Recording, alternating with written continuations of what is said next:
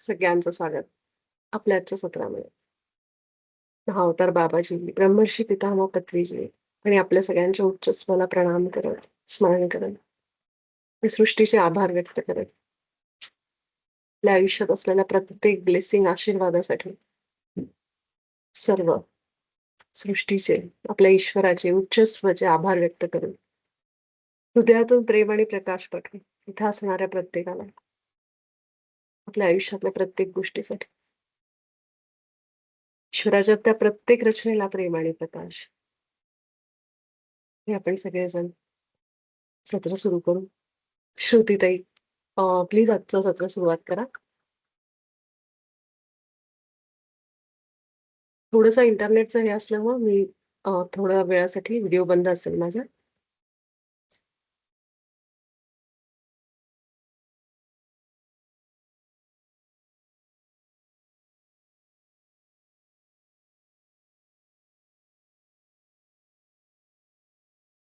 श्रुतीताई, तुम्ही म्यूटवर आहात. येतंय ऐकायला? हा, आता येत. हा, एकच मिनिट. येस. जय बाबाजी. सगळ्यात पहिले तर विपुलाताई पीपीटी शेअर करा. हा, एक मिनिट. हो, तोपर्यंत आपण सगळेजण प्रार्थना करून घेऊ. ओम सहनाववतु सहनो भुनक्तु सह वीर्यं करवावहै तेजस्विनावधीतमस्तु मा विद्विषावहै. ओम शांती शांती शांती. येस, सगळ्यांचं हार्दिक स्वागत आहे आजच्या भागामध्ये. आज आपण पुढच्या भागाकडे जाणार आहोत, जिथे त्यांनी एक पुस्तकाचं मनोगत च्या संदर्भात लिहिलेलं आहे मास्टर पल्लवींनी, आणि त्याच्याबद्दल आपण माहिती करून घेऊया. त्याच्यासाठी आपली पीपीटी शेअर होईल. एक छोटंसं रिव्हिजन कालचं जर घ्यायचं झालं आपलं, तर आपल्याला हे म्हणजे ते जे चित्र आहे ना, आपल्याला शरीराचे म्हणजे वेगवेगळे आपण लेवल्स पाहिलेले आहेत, स्थूल, सूक्ष्म आणि कारण शरीर, अशा जे काही लेयर्स आपण पाहिले, ते चित्र एकदम डोक्यात फिट ठेवायचं ह्याच्या पुढे, की आपलं या सगळ्या सूक्ष्म जगतातील जे काही डिवाइन मास्टर्स आहेत, जे गाईड्स आहेत, जे या ज्या काही दैवी ऊर्जा आहेत किंवा उच्च ऊर्जा आहेत, या सगळ्या आपल्याला कुठे भेटतात? जेव्हा आपण आपल्याच आतमध्ये सूक्ष्म शरीरामध्ये ट्रॅव्हल करून विज्ञानमय कोशापर्यंत पोहोचतो, मनाला पार करून. त्यावेळेला आपल्याला हे सगळं कम्युनिकेशन आपल्यासाठी सुद्धा उपलब्ध आहे आणि हे शिकवलं जातं आपल्याला युनिफाईडमध्ये. सो त्याच्याबद्दल आपल्याला मास्टर पल्लवींनी सांगितलं होतं की त्यांची ती इच्छा या ऊर्जांबरोबर काम करायची सुरूच झाली मुळात जेव्हा त्यांना डिसीज्ड सोल्स, म्हणजे जे काय म्हणतात, पार्थिव शरीर ज्यांनी त्यागलं आहे असे जे जीव आहेत, ते जेव्हा त्यांच्या स्वप्नांमध्ये येऊन मेसेज द्यायला लागले, तेव्हा त्यांना असं झालं की मला या सोल्ससाठी काहीतरी करायचंय. आणि तिथून जी आतमध्ये, स्वतःच्या आतमध्ये खोल उतरण्याची त्यांची जी तहान होती, ती पुढे त्यांना स्पिरिच्युअलिटीकडे किंवा आध्यात्मिक प्रवासाकडे घेऊन जाण्यासाठी खूप महत्वाचं रोल होता त्या स्वप्नांचा. आता आपल्याला आजच्या प्रस्तावनेमध्ये हे लक्षात येणार आहे की त्यांचं नेमकं कार्य सुरू होण्यासाठी त्यांचं बालपण, त्यांचं घरचं वातावरण आणि त्यांचे वेगळे विचार अशासाठी म्हणते की दोन वेगळे प्रकार आहेत, धार्मिक असणं आणि आध्यात्मिक असणं. आध्यात्मिक मध्ये आधी आत्मा, आपल्याबद्दल, माझ्या आतला आत्म्याचं अस्तित्व, ह्याच्याबद्दलची जाणीव म्हणजे आध्यात्मिकता किंवा आध्यात्मिक असणं. आणि धार्मिकता म्हणजे पृथ्वीवरती जी काही मानवजात आहे ती मानवजात खूप आधीपासून जशी-जशी प्रगत होत गेली, पुढे-पुढे येत गेली, तसं त्यांचा एक बिलीफ सिस्टम तयार झाला. त्यांचे जगायची काही पद्धत, काही त्यांनी केलेले ऑब्झर्वेशन्स निसर्गाचे, यानुसार त्यांची काही जगायची एक ठराविक पद्धत तयार झाली. त्याला आपण पुढे धर्म म्हटलं. खरं तर त्यांनी अडॉप्ट केलेल्या मेथड्स होत्या. त्यावेळच्या त्या भौगोलिक परिस्थितीच्या अनुषंगाने जे गरजेचं होतं, त्या हिशोबाने त्यांनी जे काही करणं निवडलं, जे काही मानणं निवडलं, त्याला अ, आपण पुढे म्हणजे आत्ता खूप आपण पुढे आलेलो आहोत त्या सगळ्याच्या. आपण त्याला आता सध्या धर्म म्हणतो. सो धार्मिकता म्हणजे रिच्युअल्स, पण त्या रिच्युअल्सच्या मागे सुद्धा अ, काय विचार होते आणि आता काय विचार आहे त्याच्यात आलेली तफावत ही, अर्थात मानव जसा प्रगत झाला त्याप्रमाणे त्याची प्रगत म्हणजे निसर्गापासून तुटण्याला आपण प्रगत म्हणूयात इथे. कारण जोपर्यंत तो निसर्गात होता ना, तेव्हा तो अतिप्रगत होता. कारण त्याला अतींद्रिय शक्ती होत्या त्यावेळेला. कारण 5 सेन्सरी ऑर्गन्सच्या पलीकडे काम करायचं. निदान आपल्या भारताला तरी तेवढा उदात्त इतिहास आहे. आणि आजच्या आपल्या त्या प्रेझेंटेशनमध्ये आपल्याला ते अ, आहेत काही मुद्दे, ज्याच्यामधनं तुम्हाला लक्षात येईल, की हे सगळं जसं-जसं माणूस निसर्गापासून तुटत गेला, त्याची अ, समजायची क्षमता मेंदूची ही खूप कमी होत गेली. त्यामुळे आपल्याकडे ते कानगोष्टी कशा पहिल्या माणसाने जे सुरुवातीला सांगितलेलं असतं, ते शेवटपर्यंत पोहोचताना त्याचं रूपच पूर्ण बदललेलं असतं. तसं काही झालेलं आहे. ह्या आधी ज्या काही सांगून ठेवलेल्या गोष्टी आहेत, त्या पुढे येईपर्यंत त्यांचं पूर्ण रूप बऱ्यापैकी काही ठिकाणी राहिलेलं आहे. काही ठिकाणी ते तसं का आहे? हे प्रश्न अ, म्हणजे साधारण आपण जसं ते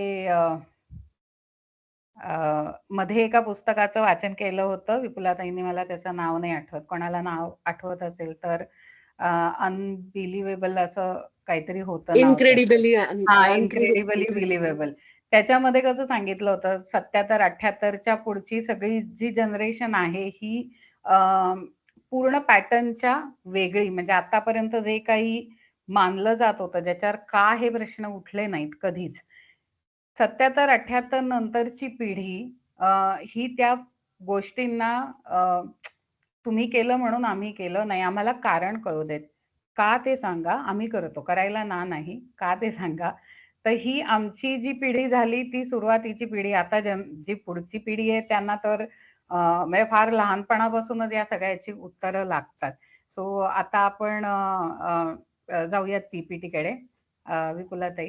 श्रुतीताई, एक असा थोडासा छोटासा प्रॉब्लेम आहे, की मला ती ईमेलवर येतच नाहीये. मी बराच वेळ झाला आता ट्राय करतेय. तर तुम्ही तो ईमेल पाठवा. मी तुम्हाला मेल आयडी पाठवलाय. तोपर्यंत मी सगळ्यांना डोळे मिटून थोडंसं ग्राउंड करते. बरं. चालेल, चालेल. हां, येस. तर श्रुतीताई आपल्या सगळ्यांना ते पी-पी-टी पाठवत आहेत. तोपर्यंत आपण काय करू, सगळेजण डोळे मिटू आणि थोडंसं आपल्या श्वासांसोबत दीर्घ श्वास घेऊ आणि जे काही आज आपण ऐकणार आहोत त्यासाठी तयार होऊ.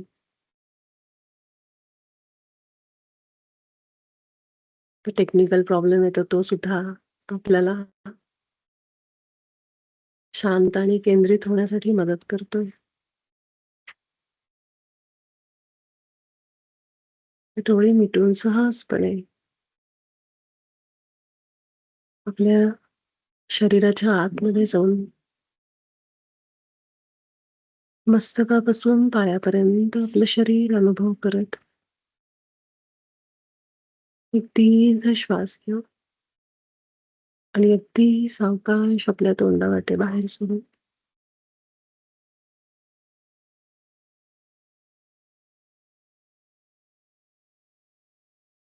आज दिवसभरामध्ये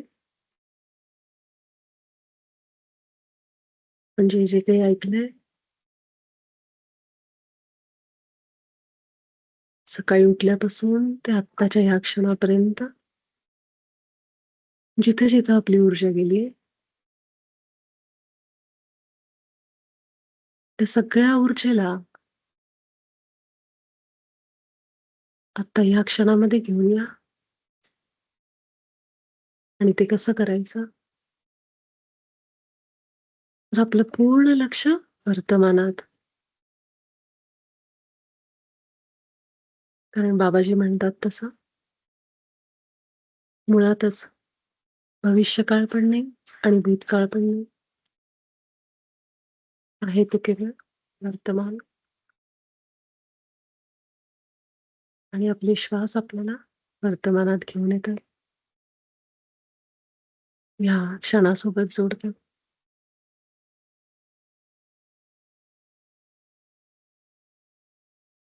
आपल्या सगळ्या शरीराला अनुभव करत,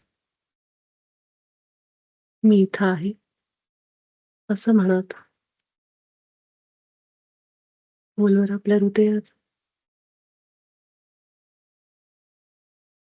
छातीच्या मधोमध आपलं लक्ष केंद्रित करत, पूर्णपणे स्वतःची ऊर्जा या क्षणामध्ये आहे. माझी शक्ती या वर्तमानात आहे.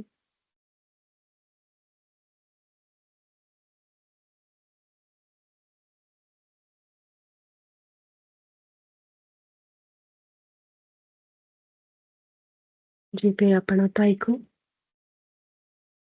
ते सगळं आपल्या सगळ्यांच्या सर्वोच्च हिताचं आहे.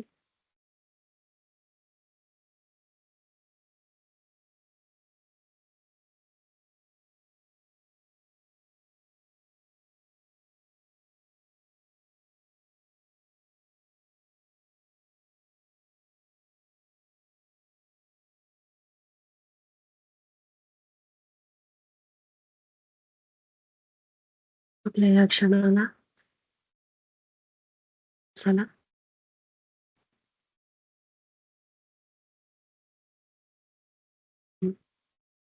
प्रेम देत,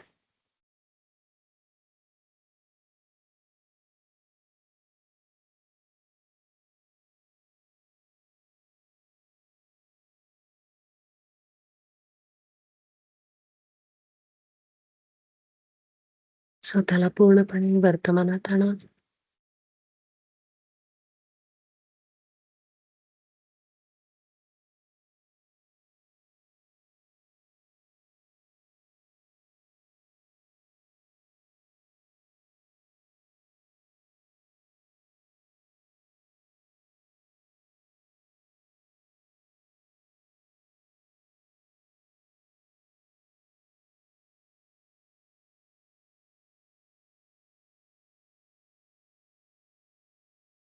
पण सगळेजण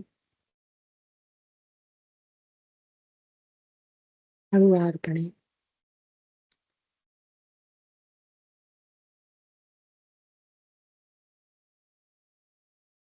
आपले डोळे उघडून पुन्हा एकदा आपल्या या सत्रामध्ये सहभागी होऊ.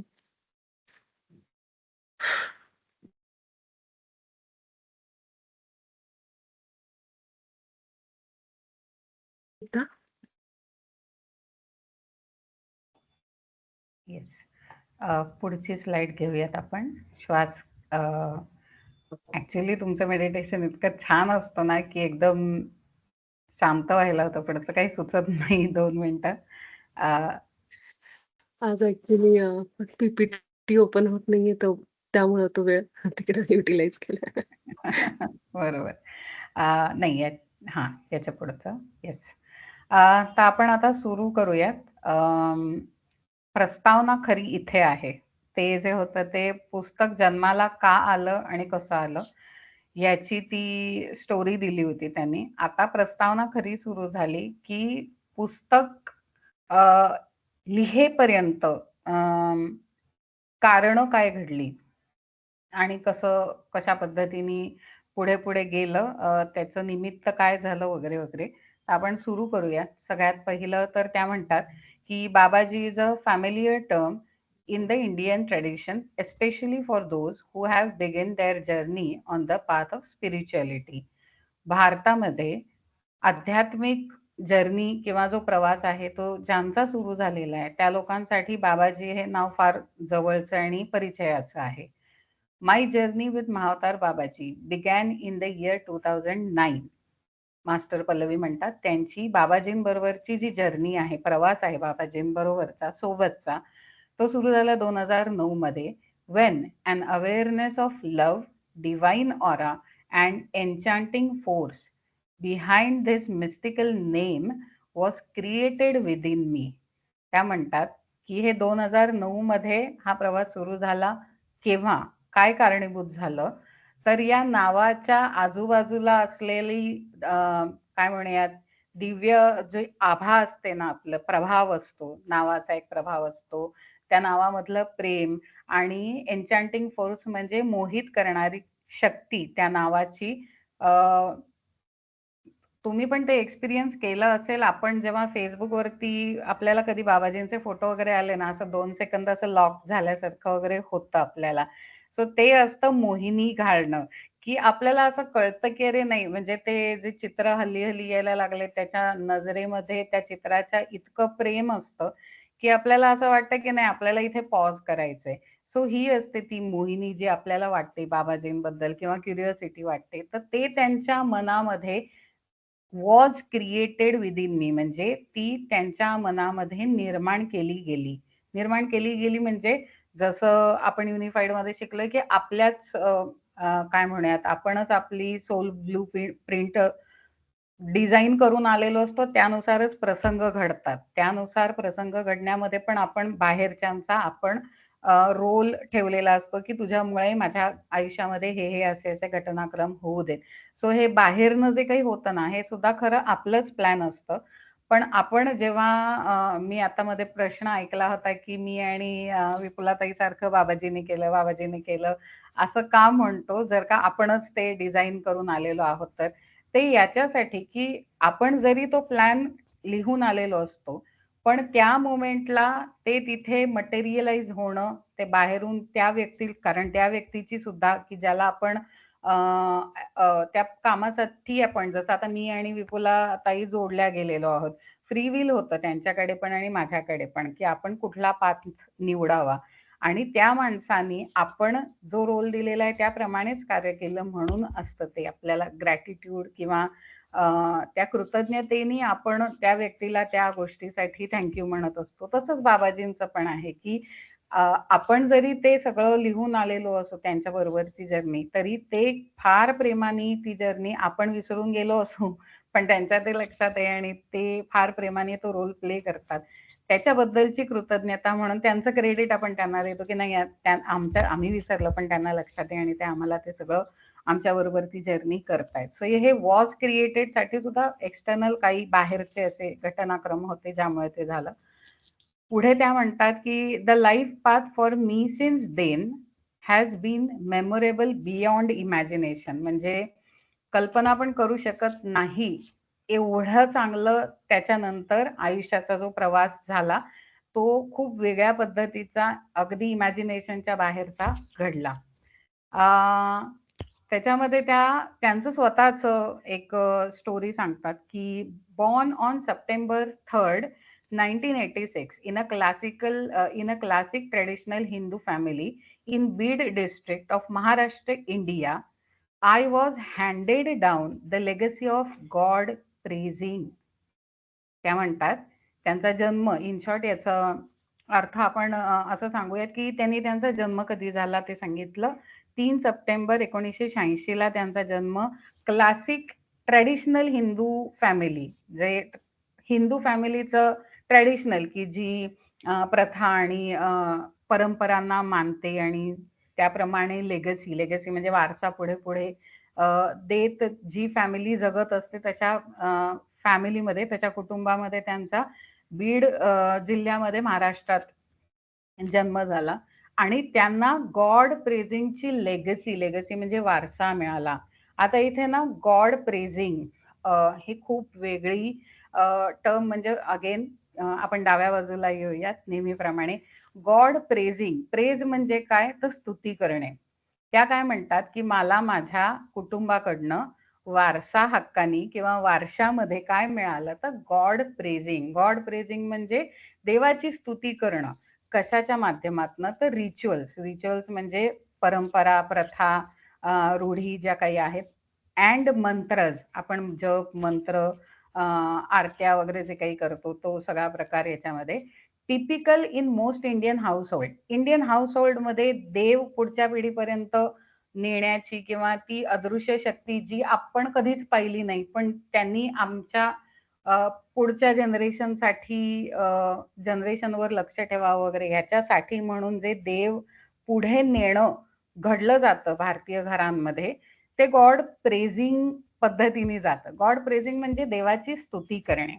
आता देवाची स्तुती करणं भारतीय घरामध्ये कशा पद्धतीने होतं, की तू ही प्रथा आहे ती फॉलो कर. तू अशा पद्धतीने कर, देवाचा आशीर्वाद तुझ्यावरती राहील. तू नमस्कार कर, देव तुला चांगलं हे करेल.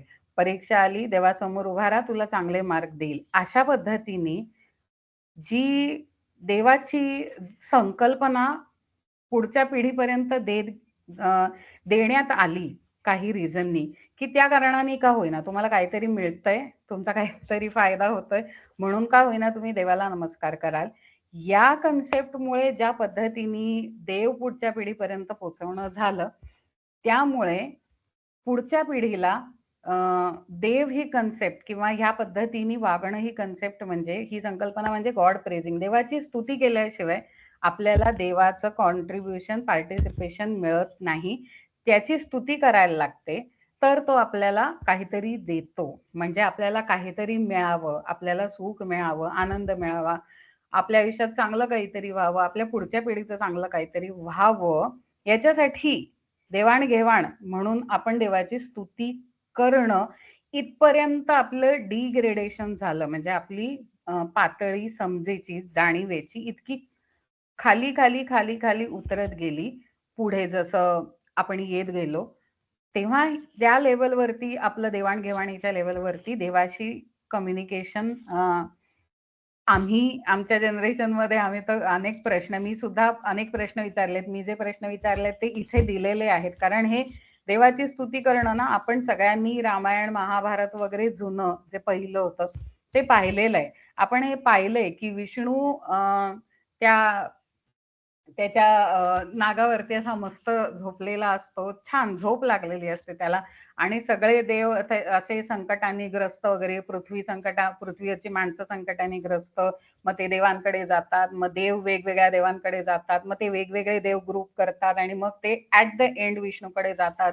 मग तिथे ते विष्णूची स्तुती करतात, की तू असा आहेस, तू तसा आहेस आणि आता असं सगळं झालेलं आहे, तर तू जरा आमच्या मदतीला ये.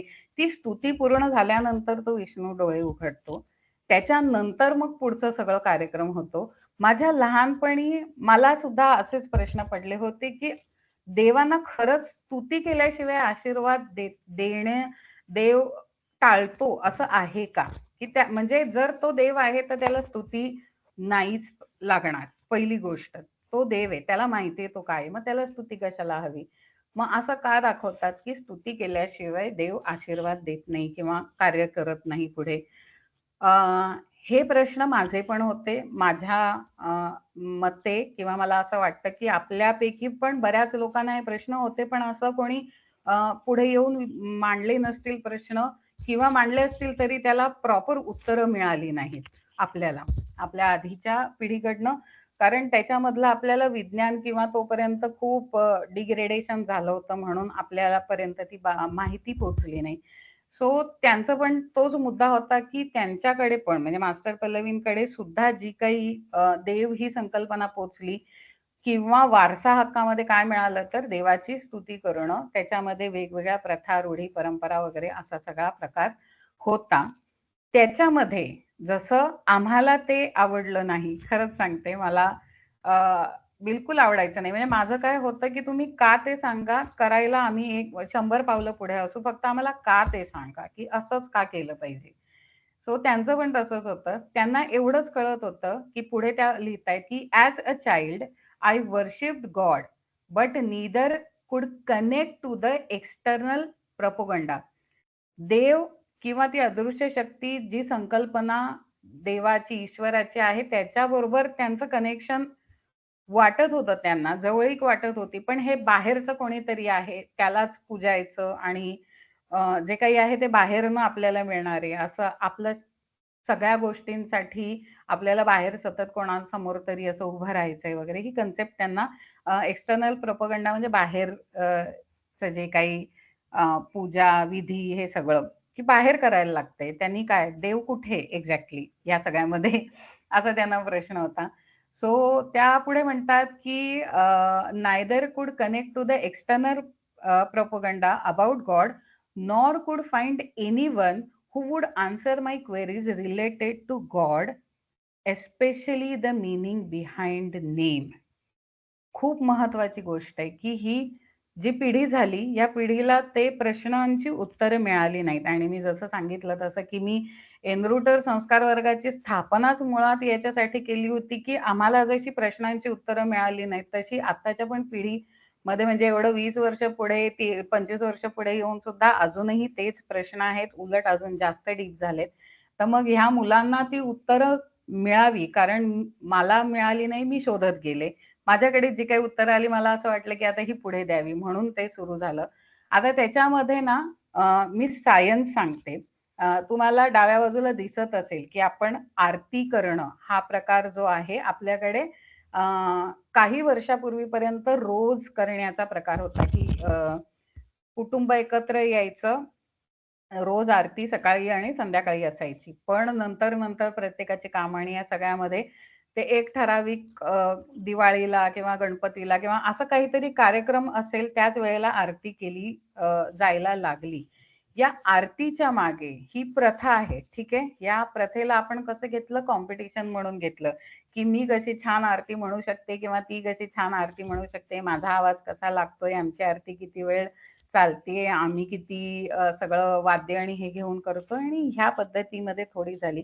पण त्या आरतीच्या मागचं सायन्स असं आहे, की आरतीमध्ये ज्या टाळ्या वाजवल्या जातात, आपल्या 5ही बोटांच्या टोकांवरती आणि या पूर्ण तळहातांवरती तुम्हाला ॲक्युप्रेशर हे ते वगैरे सगळं माहिती असेल, तर आपल्या सगळ्या ऊर्जा चक्रांचे केंद्र, ॲक्युप्रेशर पॉइंट्स वगैरे हे सगळे आपल्या तळहातावरती आहेत आणि ज्यावेळेला आपण ते वाजवतो, त्यावेळेला त्याच्यामध्ये जे कंपन निर्माण होतं, त्या सगळ्यामुळे जे काही फायदे होतात, ते सगळे आपण डाव्या बाजूला बघतोय आणि ह्याला ना म्हणजे हा प्रकार आता मी वेबसाईटवरती पाहिलं, ॲक्चुअली याचे कोर्स विकतात लोक बरोबर.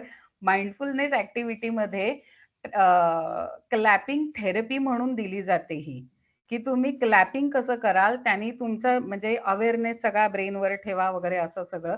ही माइंडफुलनेस ॲक्टिव्हिटी आहे. माइंडफुलनेस ॲक्टिव्हिटी म्हणजे आपण प्रेझेंटमध्ये येणं, जे आपल्याला बाबाजी युनिफाईडमध्ये करून घेतात, श्वासावर लक्ष देणं.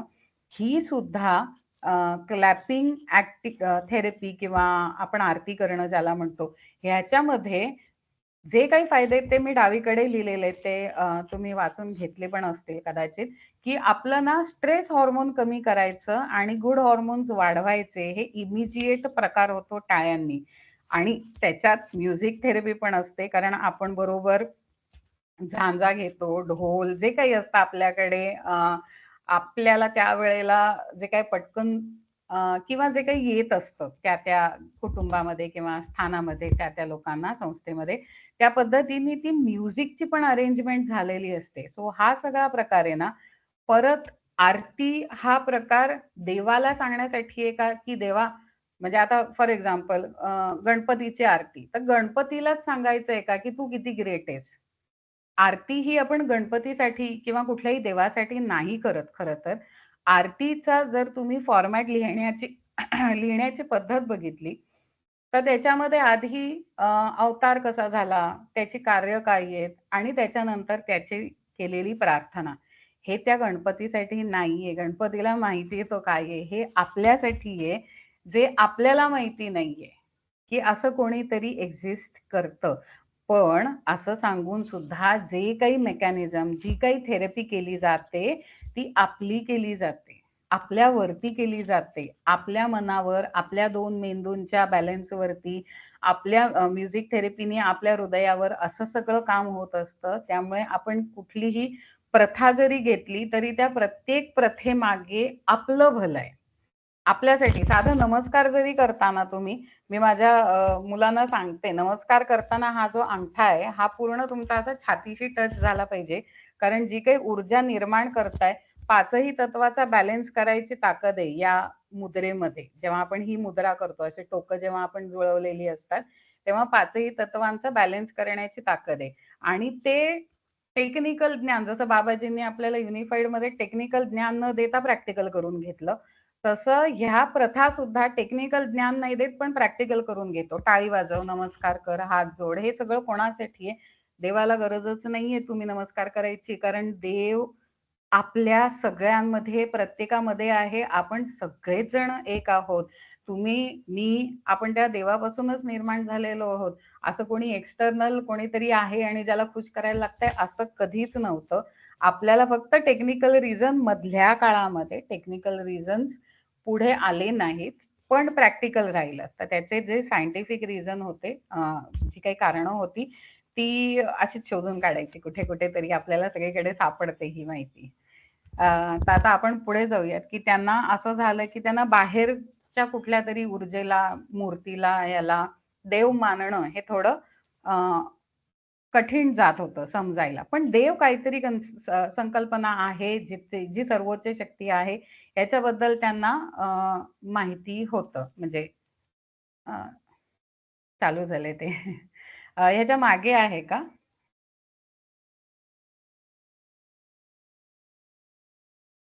हां. नाही, याच्याही मागे.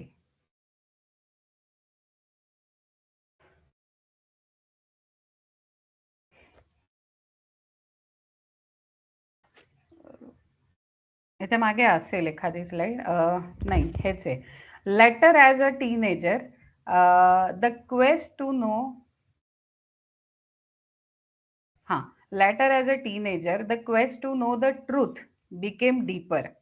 त्यांना असं झालं, की नाही, मला आता ना सत्य शोधायचंय, की जे आपल्याला रूढी परंपरेत सांगितलं जातं, की देव असं कुठेतरी बाहेर असलेली कोणीतरी व्यक्ती आहे आणि आपल्याला त्याला प्रेज, स्तुती करत राहायचंय. त्याच्यानंतर मग आपलं भलं होणार वगैरे, हे त्यांना थोडं वाटायला लागलं, की खरं काय आहे? आपण याच्या मागचं सत्य काय आहे किंवा खरं काय आहे? हे सगळं ठीक आहे, पण खरं काय आहे या सगळ्यातनं?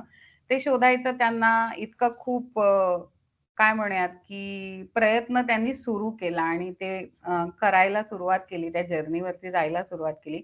पुढे त्या म्हणतात, "I experienced subversive thoughts which most of us go through to find God or the supreme reality." Subversive thoughts म्हणजे प्रस्थापित व्यवस्थेला आव्हान देणारे विचार, जे मी माझे विचार एका स्लाइड पूर्वी मांडले, की हे जे काही शिकवलं जात होतं त्या विचारांच्या पूर्ण वेगळेच विचार, प्रश्न बेसिकली तसे त्यांनी मांडायला सुरुवात केली, की आता तरी म्हणजे असं विचारल्यानंतर तरी मला कुठून तरी त्याचं उत्तर मिळेल.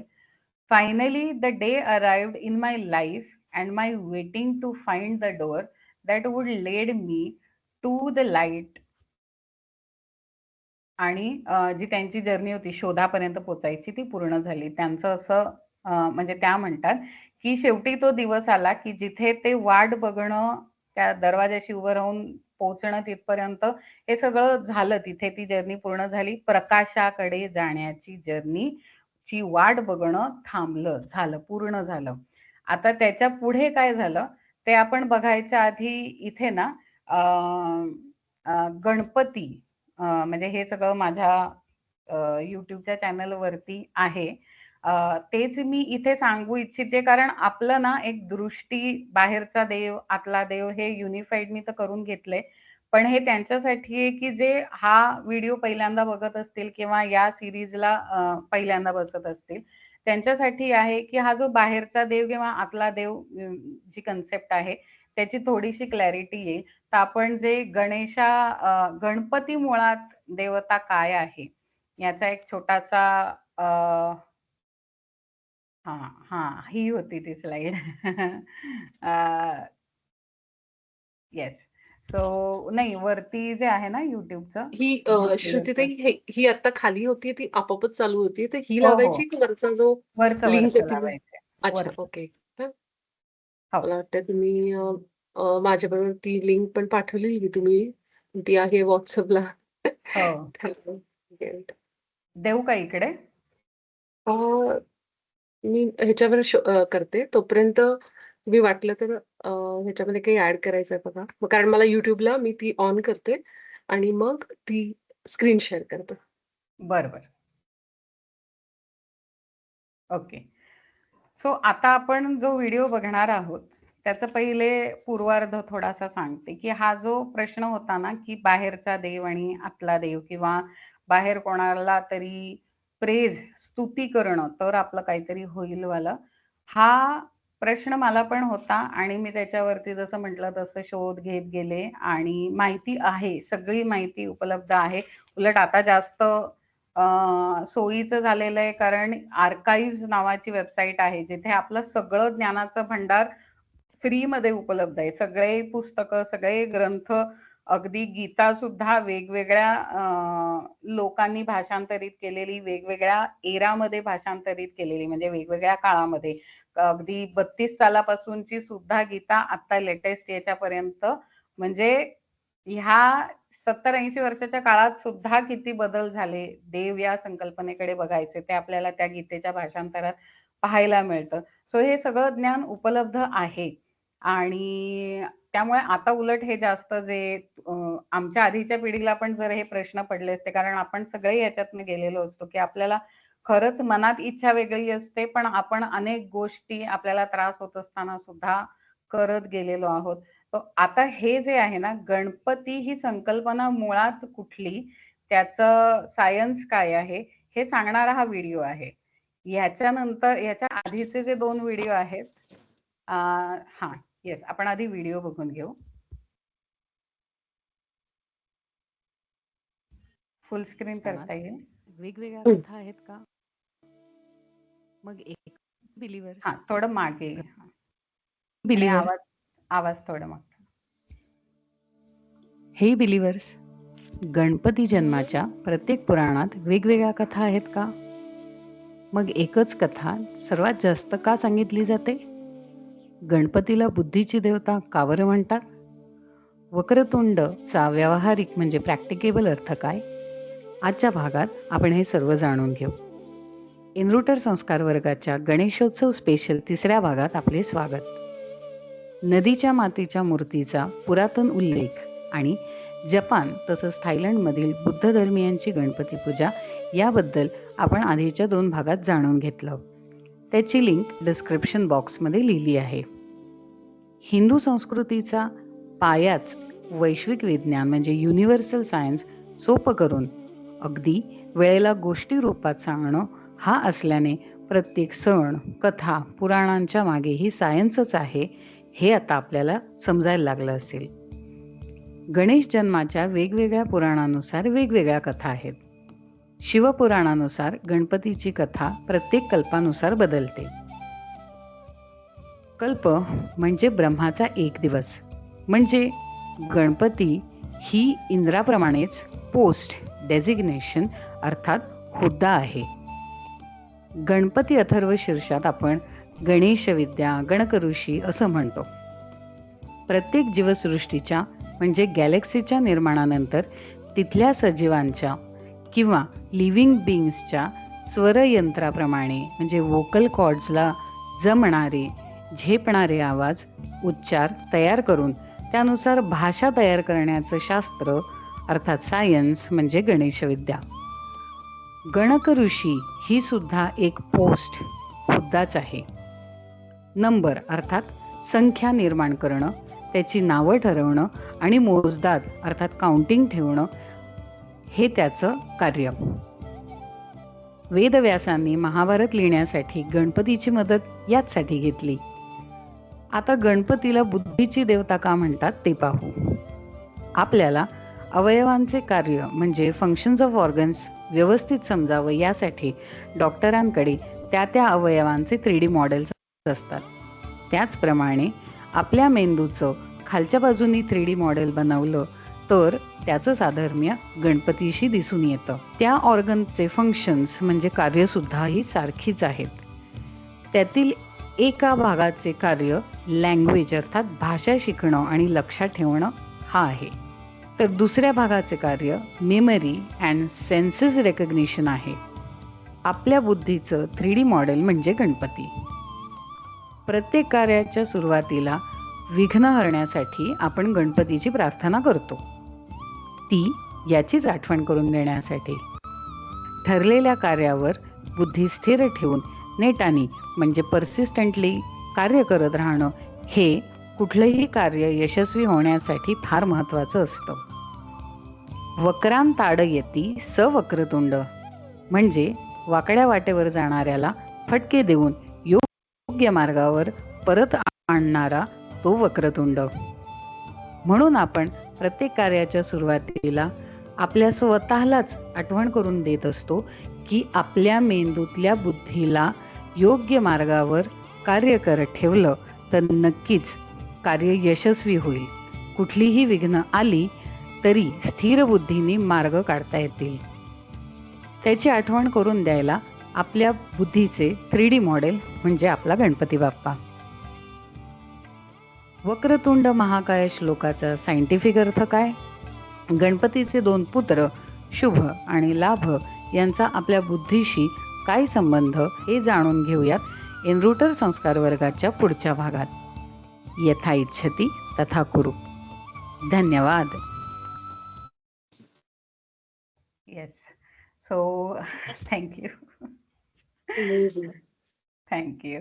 सो इथे पण आपल्याला ते लक्षात आलं असेल की आपण जे काही पूजा वगैरे करतो ना, ती खरं तर आपल्या आपल्यासाठी करत असतो. आपल्यामध्ये बदल होत असतात ते सगळं करत असताना.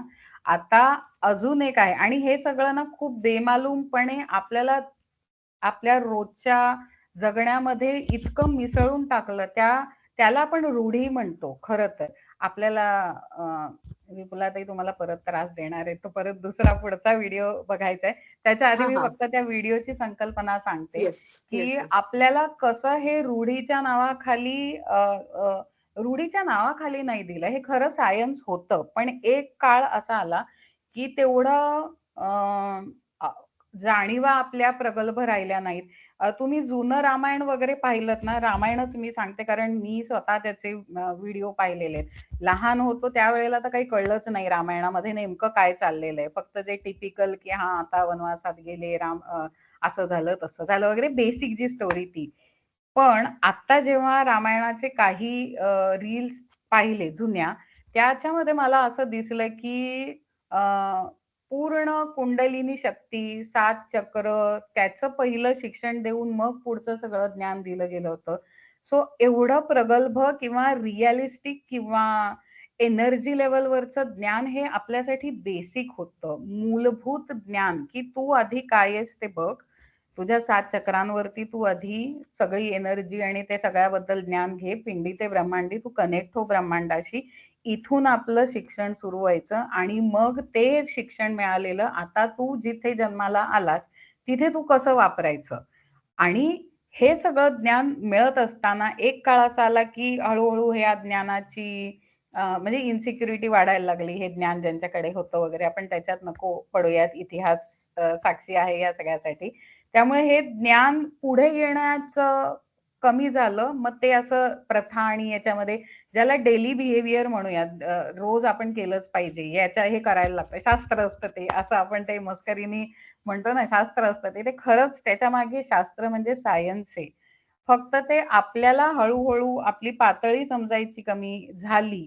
म्हणून आपल्याला ते सायन्स नाही कळलं. पण आपल्याकडनं ते बेमालूम वागून घेतलं गेलं. इतकं प्रगल्भ होतं ते. आता लग्नामध्ये नवरा बायकोला आकाशात काहीतरी दाखवायला नेतो. असे एक आहे रिच्युअल. त्याच्या मागचं आपल्याला म्हणजे म्हणजे मी स्वतः जेव्हा मला हे काही माहित नव्हतं तेव्हा मी खूप मस्करी केली होती. दिवसा तारे दाखवायला लागले. बापरे! कसं व्हायचं पुढे? ही मस्करी होती लिटरली. ज्यावेळेला त्याचं खरं कळलं ना सायन्स, की हे कारण होतं आणि या कारणामुळे ते दाखवलं जातं. पूर्ण आता तुम्ही तो व्हिडिओ बघितल्यानंतर ज्यांना माहिती असेल त्यांचं ते ग्रेटच आहे. ज्यांना माहित नाहीये त्यांना हे कारण कळल्यानंतर पूर्ण विवाह संस्था आणि त्याचा पायाच आपला किती प्रॅक्टिकल होता हे लक्षात येईल. विपुलाताई, आता तुम्ही तो व्हिडिओ थोडं मागून सुरू केलात म्हणजे माझ्या मते तो डायरेक्ट YouTubeवर जाईल इकडनं. खाली उजवीकडे बटन येतं त्याला.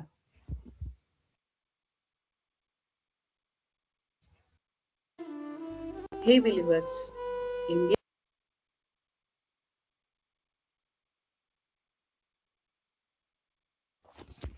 विजडम आणि सायन्स. इथून डायरेक्ट म्हणजे मोठा होईल का याचा हो, व्हिडिओ? इथे उजवीकडे तुमचा कर्सर, तुमचा नाही माझा कर्सर येतो. एकदम उजव्या कोपऱ्यामध्ये बटन येईल ते तुम्ही चालू केल्यानंतर. चालू तर होतोय पण हां, फुल येईल स्क्रीन ते. हे बिलिव्हर्स, इंडियन आता विजडम उजवीकडे बटन आणि येईल सायन्स त्याचं. या थोडा माऊस सिरीजच्या हलवला दुसऱ्या की. भागात आपलं हार्दिक स्वागत. हां, येस. अरुण, एक मिनिट.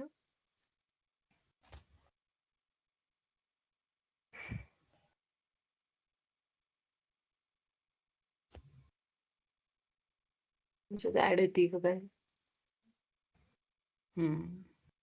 मग लिंक वरनं जाऊयात का? नाही होते होईल इथूनच मला वाटतं. हां, आता जोपर्यंत तो व्हिडिओ प्ले होत नाही तोपर्यंत अजून काही गोष्टी, की हे ना आपल्या पूर्वीच्या काळी म्हणजे मी आपल्या सगळ्या ऋषींना सायंटिस्ट म्हणते. कारण ते खगोलशास्त्रज्ञ, प्रत्येक प्रकारचे शास्त्रज्ञ होते. हा जो व्हिडिओ आहे हा एक्सक्लुझिव्हली हे आपल्याला दाखवेल, की खगोलशास्त्र किती त्यावेळेला अचूक माहिती होतं, की जे आता सुद्धा आपल्याला बघायला दुर्बीण लागते. या लोकांना ते माहिती होतं आणि त्याचं त्यांनी रेकॉर्ड करून ठेवलं. ते लोकांना सांगितलं आणि जेव्हा लोकांना ते ज्ञान घेण्याची बौद्धिक क्षमता राहिली नाही नंतर बाय द टाईम, त्यावेळेला लोकांच्या रिच्युअल्स जगण्याचा भाग म्हणून पद्धतींमध्ये ते घातलं गेलं. तो त्या ताऱ्याचा आणि खगोलशास्त्राचा आणि विवाह संस्थेचा काय संबंध आहे ते आपण बघणार आहोत. लिंक वरनं बघूयात का विपुलाताई? हे होतंय ना? बिलिव्हर्स, आता दिसतं? मी झालं इकडे माझ्याकडे. दिसतं सगळ्यांना? नाही दिसत आहे. नाही, मला नाही दिसत आहे. ओके. मग बहुतेक लिंक वरूनच म्हणजे YouTube हां, वरूनच स्क्रीन करते. शेअर करायला लागेल. बरोबर. हां, हां. थांबा एक मिनिट हां.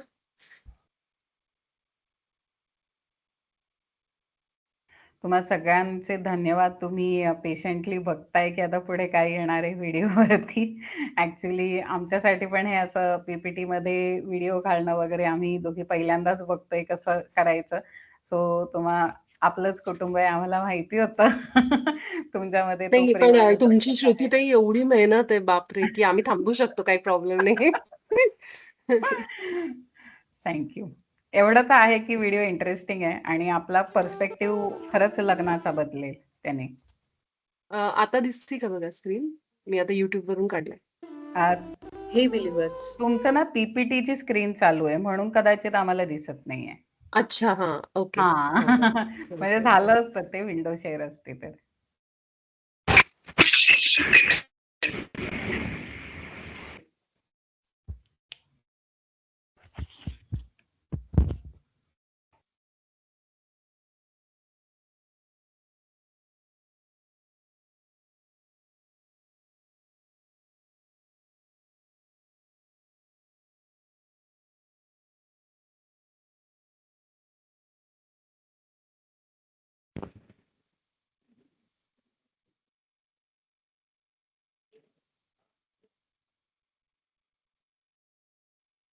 आता दिसते का बघा? हो, हो. आली.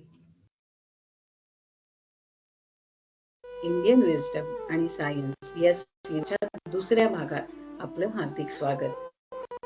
आज आपण अरुंधती आणि वशिष्ठ यांच्याबद्दल वैज्ञानिक माहिती जाणून घेऊयात.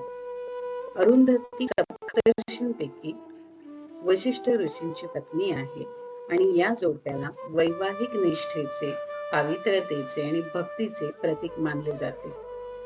अरुंधती वशिष्ठांचा उल्लेख शिवपुराण, श्रीमद भागवत तसंच रामायणात आला आहे. अरुंधती म्हणजे अवरुद्ध, जी अवरोध करत नाही. रात्रीच्या आकाशात आपल्याला जे सप्तर्षी तारे दिसतात त्यातील एका ताऱ्याला वशिष्ठ म्हटले जाते. या ताऱ्याजवळ एक छोटी तारिका आहे जी साध्या डोळ्यांनी पाहणे कठीण आहे. विशेष म्हणजे एक तारामध्ये आणि दुसरा तारा त्या भोवती प्रदक्षिणा घालतोय असा सर्वसामान्य प्रदक्षिणेचा मार्ग या ताऱ्याचा नाही. हे तारे एकत्र एकमेकांभोवती प्रदक्षिणा घालतात, एकाच वेगाने, एकाच पद्धतीने, एकाच बिंदूभोवती. वैवाहिक जीवनात पती पत्नीचे नाते असेच असणे अपेक्षित आहे, नाही का? हिंदू संस्कृतीमधील लग्नातील सप्तपदी आणि हा प्रदक्षिणेचा मार्ग याच्यात कमालीचे साधर्म्य आहे. हिंदू संस्कृतीतील लग्नात नवऱ्याने आकाशातील अरुंधती वशिष्ठ तारा नवऱ्या मुलीला दाखवायचा असा एक विधी हिंदू संस्कृतीत पाळला जातो. तो याचसाठी. यापुढे पती पत्नीचा प्रदक्षिणेचा बिंदू एकच, वेग एकच आणि प्रदक्षिणा करताना कोणीही कोणाचा अवरोध करू नये हेच मार्गदर्शन या विधीतून केले जात असे. गंमत म्हणजे या ताऱ्याचा शोध गॅलिलिओला 16व्या शतकात लागला. हिंदू ऋषींना हे ज्ञान अनेक वर्षापूर्वीच होतं आणि ते ज्ञान लग्नविधीद्वारे जगण्यात सुद्धा त्यांनी आणले, हे विशेष. यथा इच्छती तथा करू. धन्यवाद.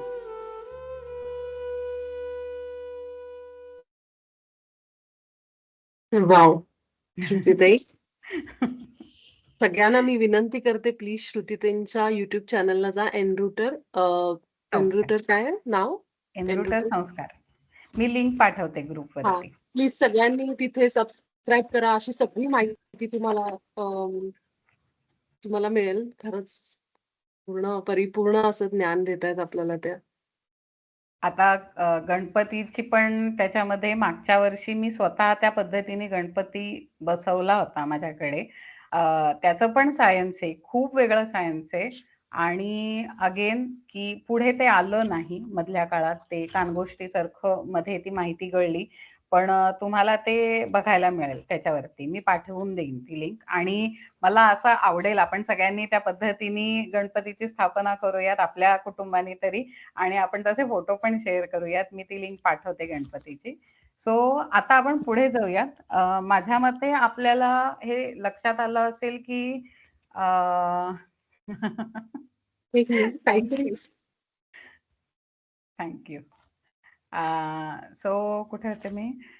हा, की आता आपल्याला लक्षात आलं असेल की आपल्याला रूढी, परंपरा, विधी या सगळ्यामधनं थँक्यू या सगळ्यामधनं खरं तर आपल्याच वरती काम होतं. म्हणजे जर आता सुद्धा हे ज्ञान दिलं गेलं की तू जे काही आकाशामध्ये दाखवायला नेतोय, म्हणजे खरं तर आयडियली हे नवरा म्हणजे नवरी मुलगी आणि नवऱ्या मुलाला सांगायला पाहिजे की तू जे काही दाखवायला नेतोयस, खरंच ते तारे नॉर्मल डोळ्यांना दिसत नाही. तो एकच तारा सप्तर्षी मधला वशिष्ठ असा वाटतो, पण ते फिरण्याचा त्यांचा जो मार्ग आहे ना, तो असा आहे. म्हणजे असा फिरतात ते, एकमेकांना पॅरेलली फिरतात.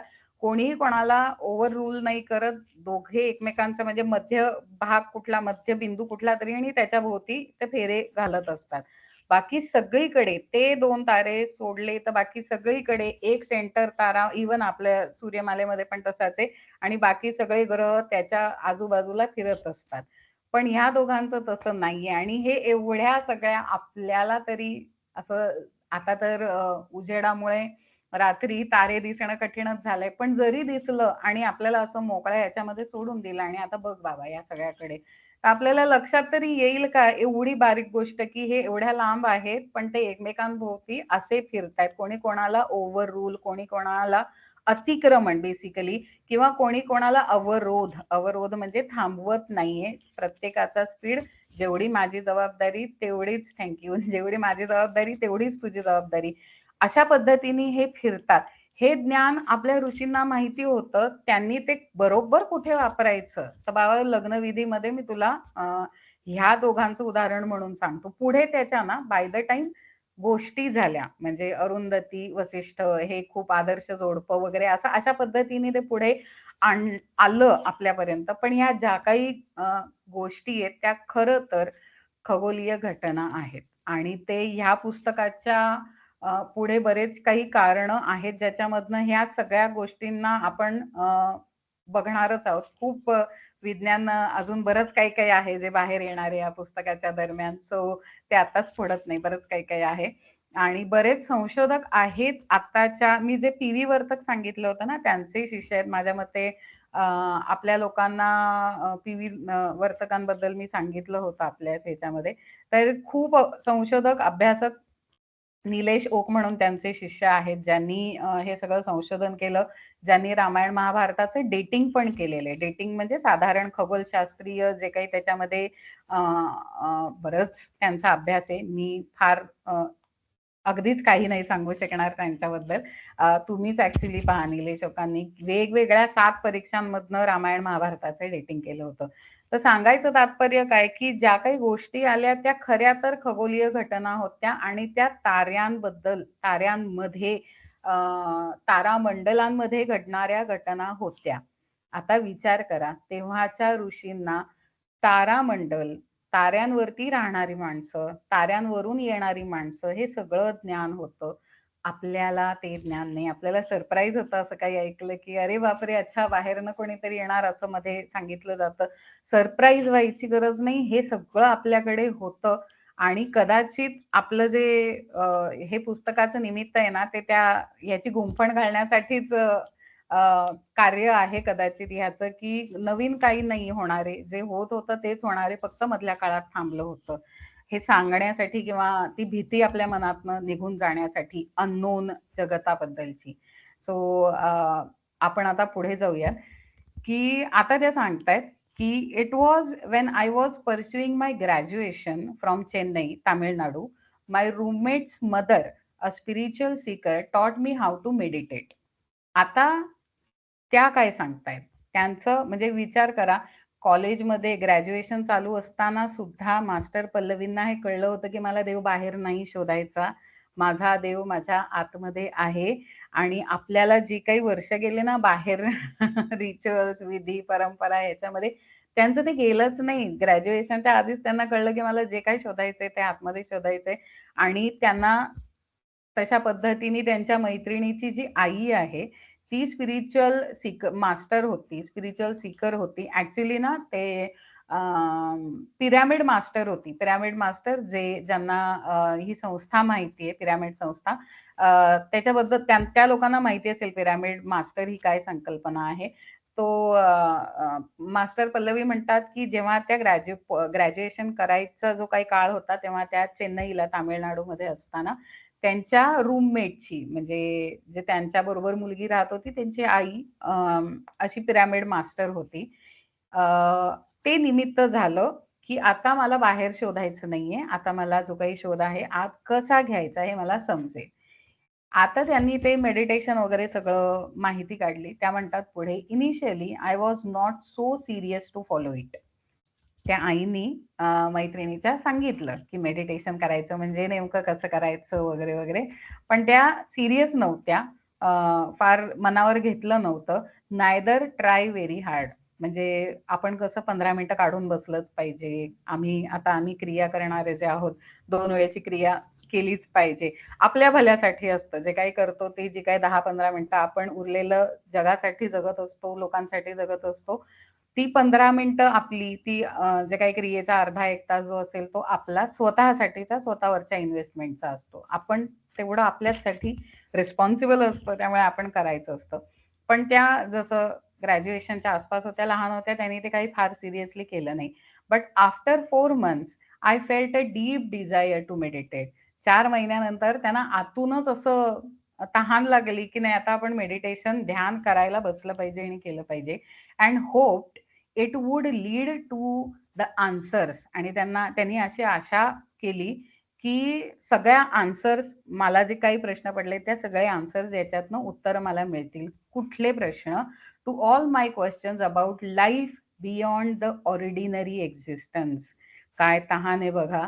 ग्रॅज्युएशनच्या वयामध्येच त्यांना ही तहान होती की जे ऑर्डिनरी एक्झिस्टन्स आहे, ऑर्डिनरी म्हणजे सामान्य जीवन जे काही जगतायत हे लोक, ह्याच्या पलीकडे काहीतरी आहे. आणि त्याच्यात त्यांना भरपूर प्रश्न होते, ती तहान शोधायची त्यांना तेव्हा. लागली होती तहान आणि त्यानुसार ते मेडिटेशन त्यांनी त्या कारणासाठी करायला सुरुवात केली. पुढे त्या म्हणतात, "it was midnight of April 22, 2006." 2006 साली एप्रिल 22ला मध्यरात्री एक घटना घडली त्यांच्या आयुष्यातली आणि त्यांना कन्फर्म झालं, की जे त्या करतायत ते एकदम योग्य मार्गावरती त्या आहेत. त्या म्हणतात, की "I sat in meditation by closing my eyes, clasping my hands, closing my legs and observed my natural breath." PSSM pyramid संस्था, पत्रीजी आपल्याला जो काही आपण विपुलाताई आपल्याकडनं जे मेडिटेशन करून घेतात ते साधारण ह्याचे ऑब्झर्व्ह युअर ब्रीथ आणि आपण हे पाहिलं की याचं रूट उपनिषदांमध्ये आहे. उपनिषदिक मेडिटेशन आहे की तुमच्याकडे काय आहे जे तुम्हाला आणि कॉस्मिक एनर्जीला जोडतं. जसं आईला आणि बाळाला नाळ जोडते तसं आपल्याला आणि कॉस्मिक ऊर्जेला आपला श्वास जोडतो. त्यामुळे त्याच्यावरती लक्ष ठेवणं हे आपल्या सत्याबरोबर राहणं, ट्रुथ स्वतःबरोबर राहणं असं असतं. सो त्यांनी त्या पद्धतीने मेडिटेशनला सुरुवात केली. व्हाईल ऑब्झर्विंग माय ब्रीदिंग पॅटर्न. आता खूप महत्वाची गोष्ट आहे. त्या म्हणतात जेव्हा मी माझ्या श्वासांच्या गतीकडे लक्ष देत होते, तेव्हा आय रिअलाइज्ड मला लक्षात आलं a basic truth about my mind. मला माझ्या मनाबद्दल एक साधं सत्य किंवा जे मूलभूत सत्य लक्षात आलं, ते म्हणजे I speak too much in my head. त्या म्हणतात मला हे लक्षात आलं श्वासांवर लक्ष केंद्रित करायला लागल्यावर, की मी खूप बोलते माझ्या डोक्यात and this needs to tone down. त्याचं आवाज थोडा कमी केला पाहिजे त्या बडबडीचा, असं त्यांना लक्षात आलं पहिल्या मेडिटेशनला. आणि आपण किती मेडिटेशन फक्त हे लढतोय की माझं मन अजून शांत होत नाही. सो डिफरन्स सुद्धा आपल्याला क्लिअर ठेवूयात की त्यांच्यात आणि आपल्यामध्ये कुठे कुठे डिफरन्स आहे आणि आपल्याला किती अजून आपण करू शकतो याच्यासाठी तो, की आपल्यामध्येच आहेत ही सगळी माणसं.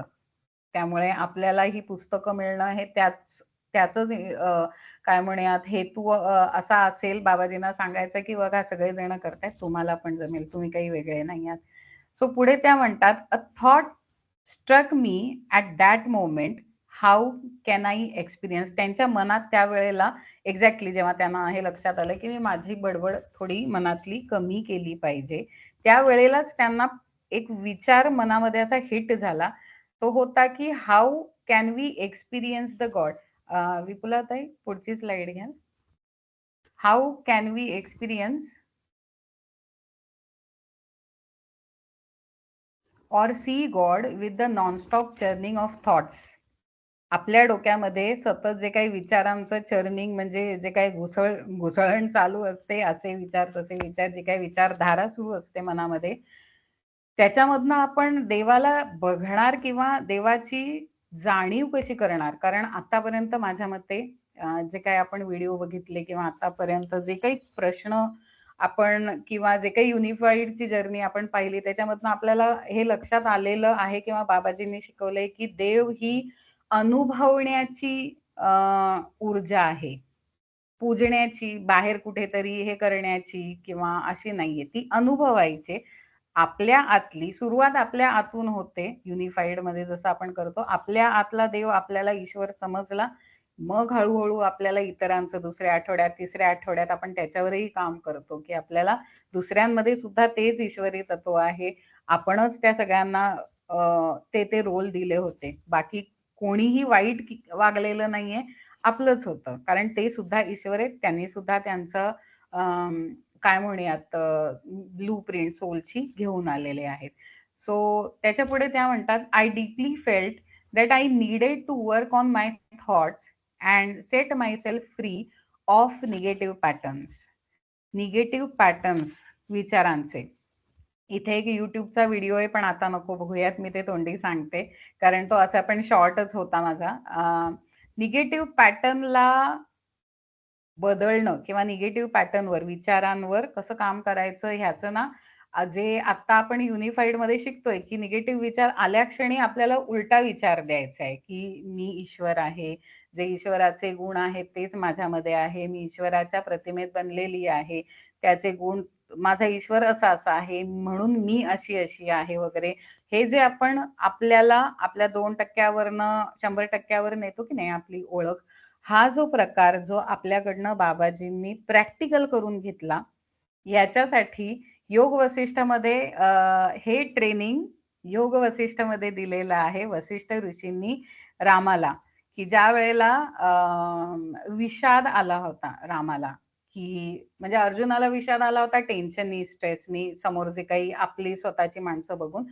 पण रामाला विषाद आला होता सत्य समजल्याने, की मी जे काही बघतोय ना हे काहीच सत्य नाहीये. सगळंच खोटं आहे, तर मग कशाला उगाचच काही करायचं. त्याच्यापेक्षा मी काही करतच नाही ना, म्हणजे काही रिझनच नको, त्रास होण्याचं कोणालाच नको, इतरांना नको, मला नको, मी काहीच करत नाही. सो या विषादामुळे दोन्ही विषादांचं, विषाद म्हणजे दुःख, दोन्ही विषादांचं आउटकम म्हणजे परिणिती ही हतबलतेमध्येच होते, की कार्यच नाही करत तुम्ही. पण दोघांचंही औषध वेगळं आहे आणि म्हणून दोघांसाठी जो डॉक्टर होता ते पण वेगळे होते. रामासाठी वसिष्ठ ऋषी होते. त्यांनी योग वसिष्ठमध्ये दिलेला हा मेथड आहे, की जेव्हा निगेटिव्ह पॅटर्न यायला लागतात तेव्हा त्याला काउंटर थॉट द्यायचा. काउंटर म्हणजे जो थॉट येतोय ना त्याला उलटा थॉट जसाच्या तसा. आणि ही कन्सेप्ट मी खरंच सांगते NLP म्हणजे न्यूरो लिंग्विस्टिक प्रोग्रामिंग, जे ब्रेनशी रिलेटेड काउन्सिलिंग किंवा अभ्यास केला जातो, त्याच्यामध्ये ही मेथड म्हणून वापरली जाते काम करण्यासाठी, की तुमचं मेंदू रिवायर करण्याची ताकद तुमच्या विचारांमध्ये आहे. असा थॉट आला तर असा द्या आणि तुमचा मेंदू एकदम रिवायर करून घ्या. सो हे आपल्याला अगेन जे एकच सत्य, बाकी म्हणजे प्रत्येकाची भाषा वेगळी पण सांगतायत सगळे एकच सत्य. सो ते त्यांनी विचार केला, की मला विपुलाताई काही म्हणायचंय का? हां. नाही, नाही, नाही. हां, हां. सो निगेटिव्ह थॉट्स वरती काहीतरी काम केलं पाहिजे असं त्यांच्या लक्षात आलं, की आपण पॅटर्न म्हणजे पद्धत असते ना, अशी एक घटना झाली, की मग त्याच्यावर आपण हमखास ठरलेलं आपलं एक प्रतिक्रिया अशाच पॅटर्नमध्ये, अशाच पद्धतीने गेली पाहिजे. आणि ते जेव्हा-जेव्हा होतं, तेव्हा-तेव्हा तसंच्या तसं आपण रिएक्ट करतो, रिप्लाय करतो, फीडबॅक देतो किंवा बोलतो.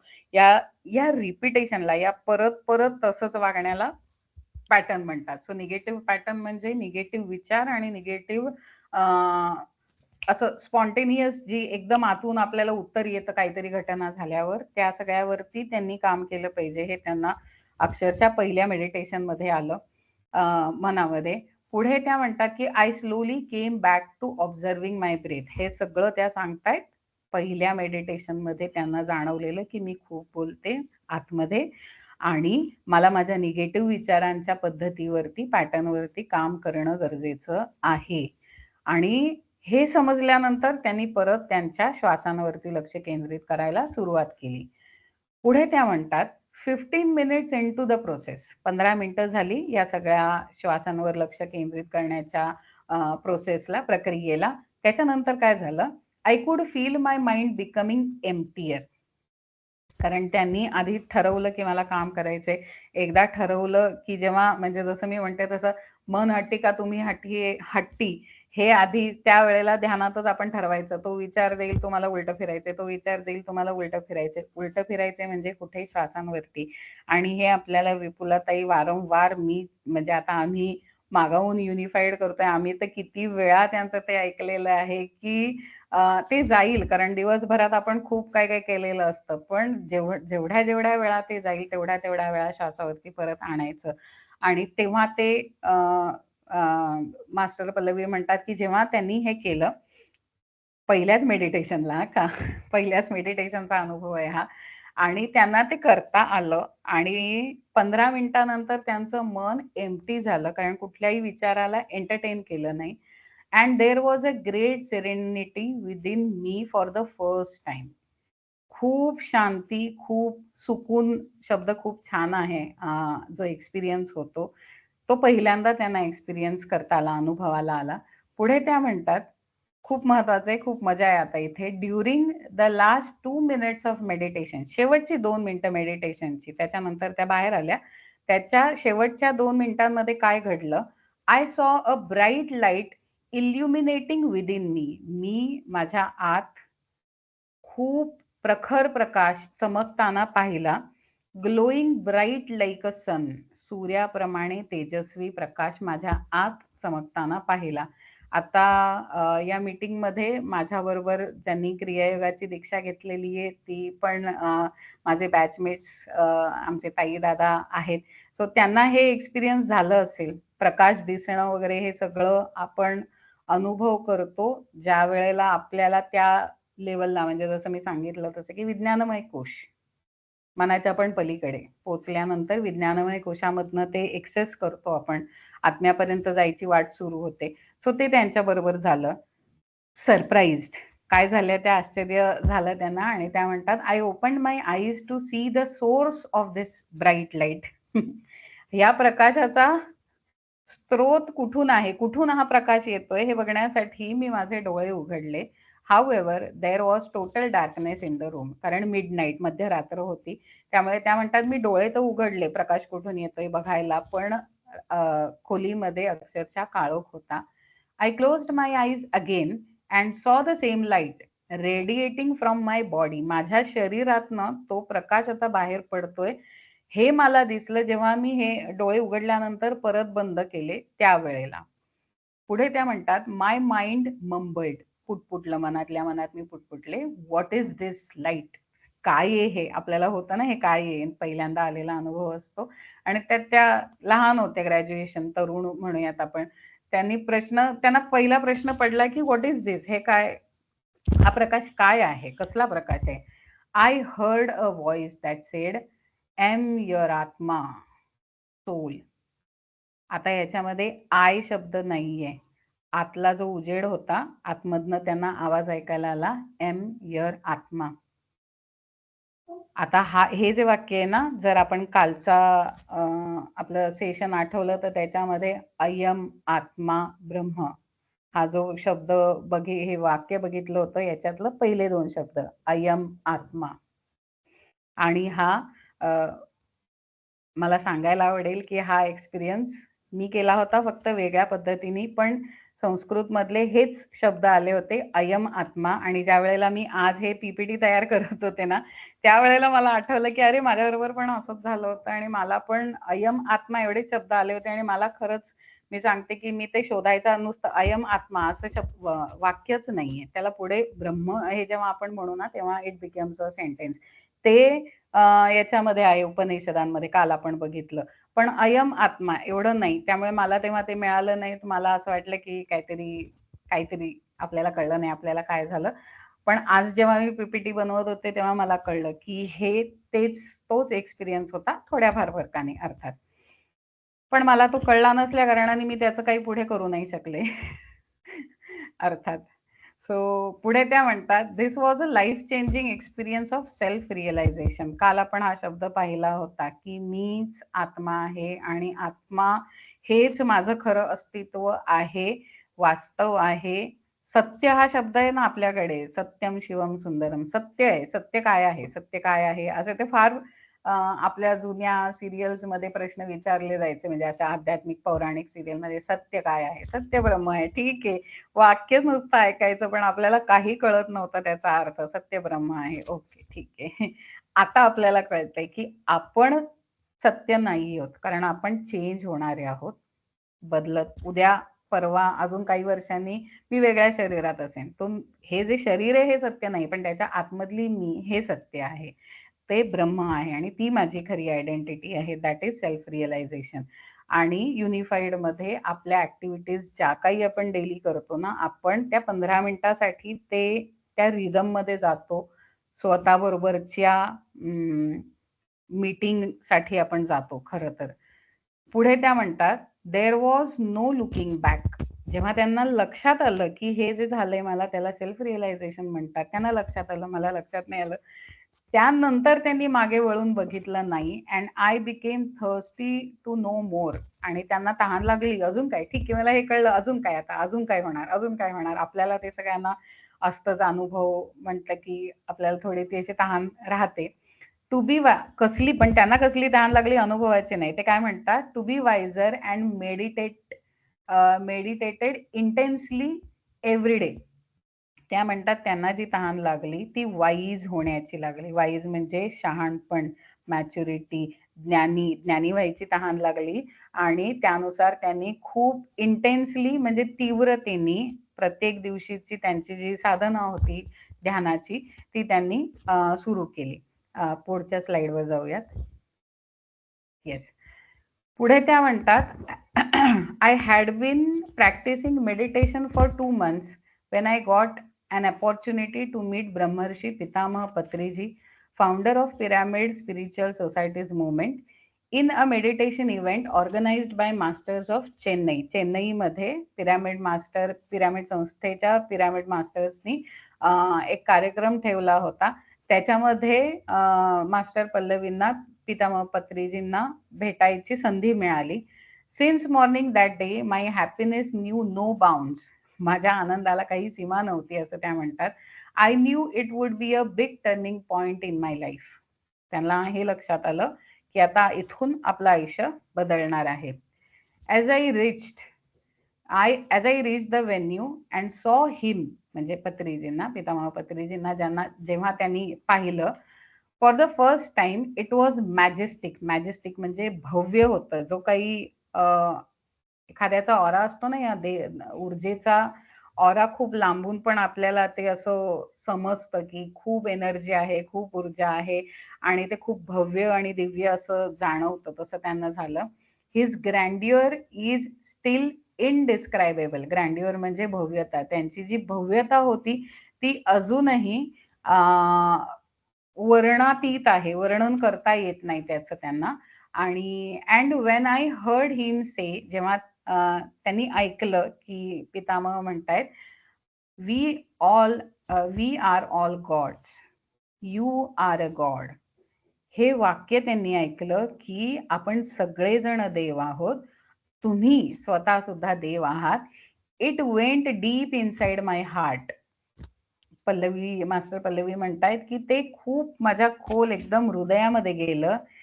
Etching on my soul permanently. Etching म्हणजे कोरलं गेलं ते वाक्य की आपण सगळे देव आहोत आणि तुम्ही सुद्धा देव आहात, हे कोरलं गेलं.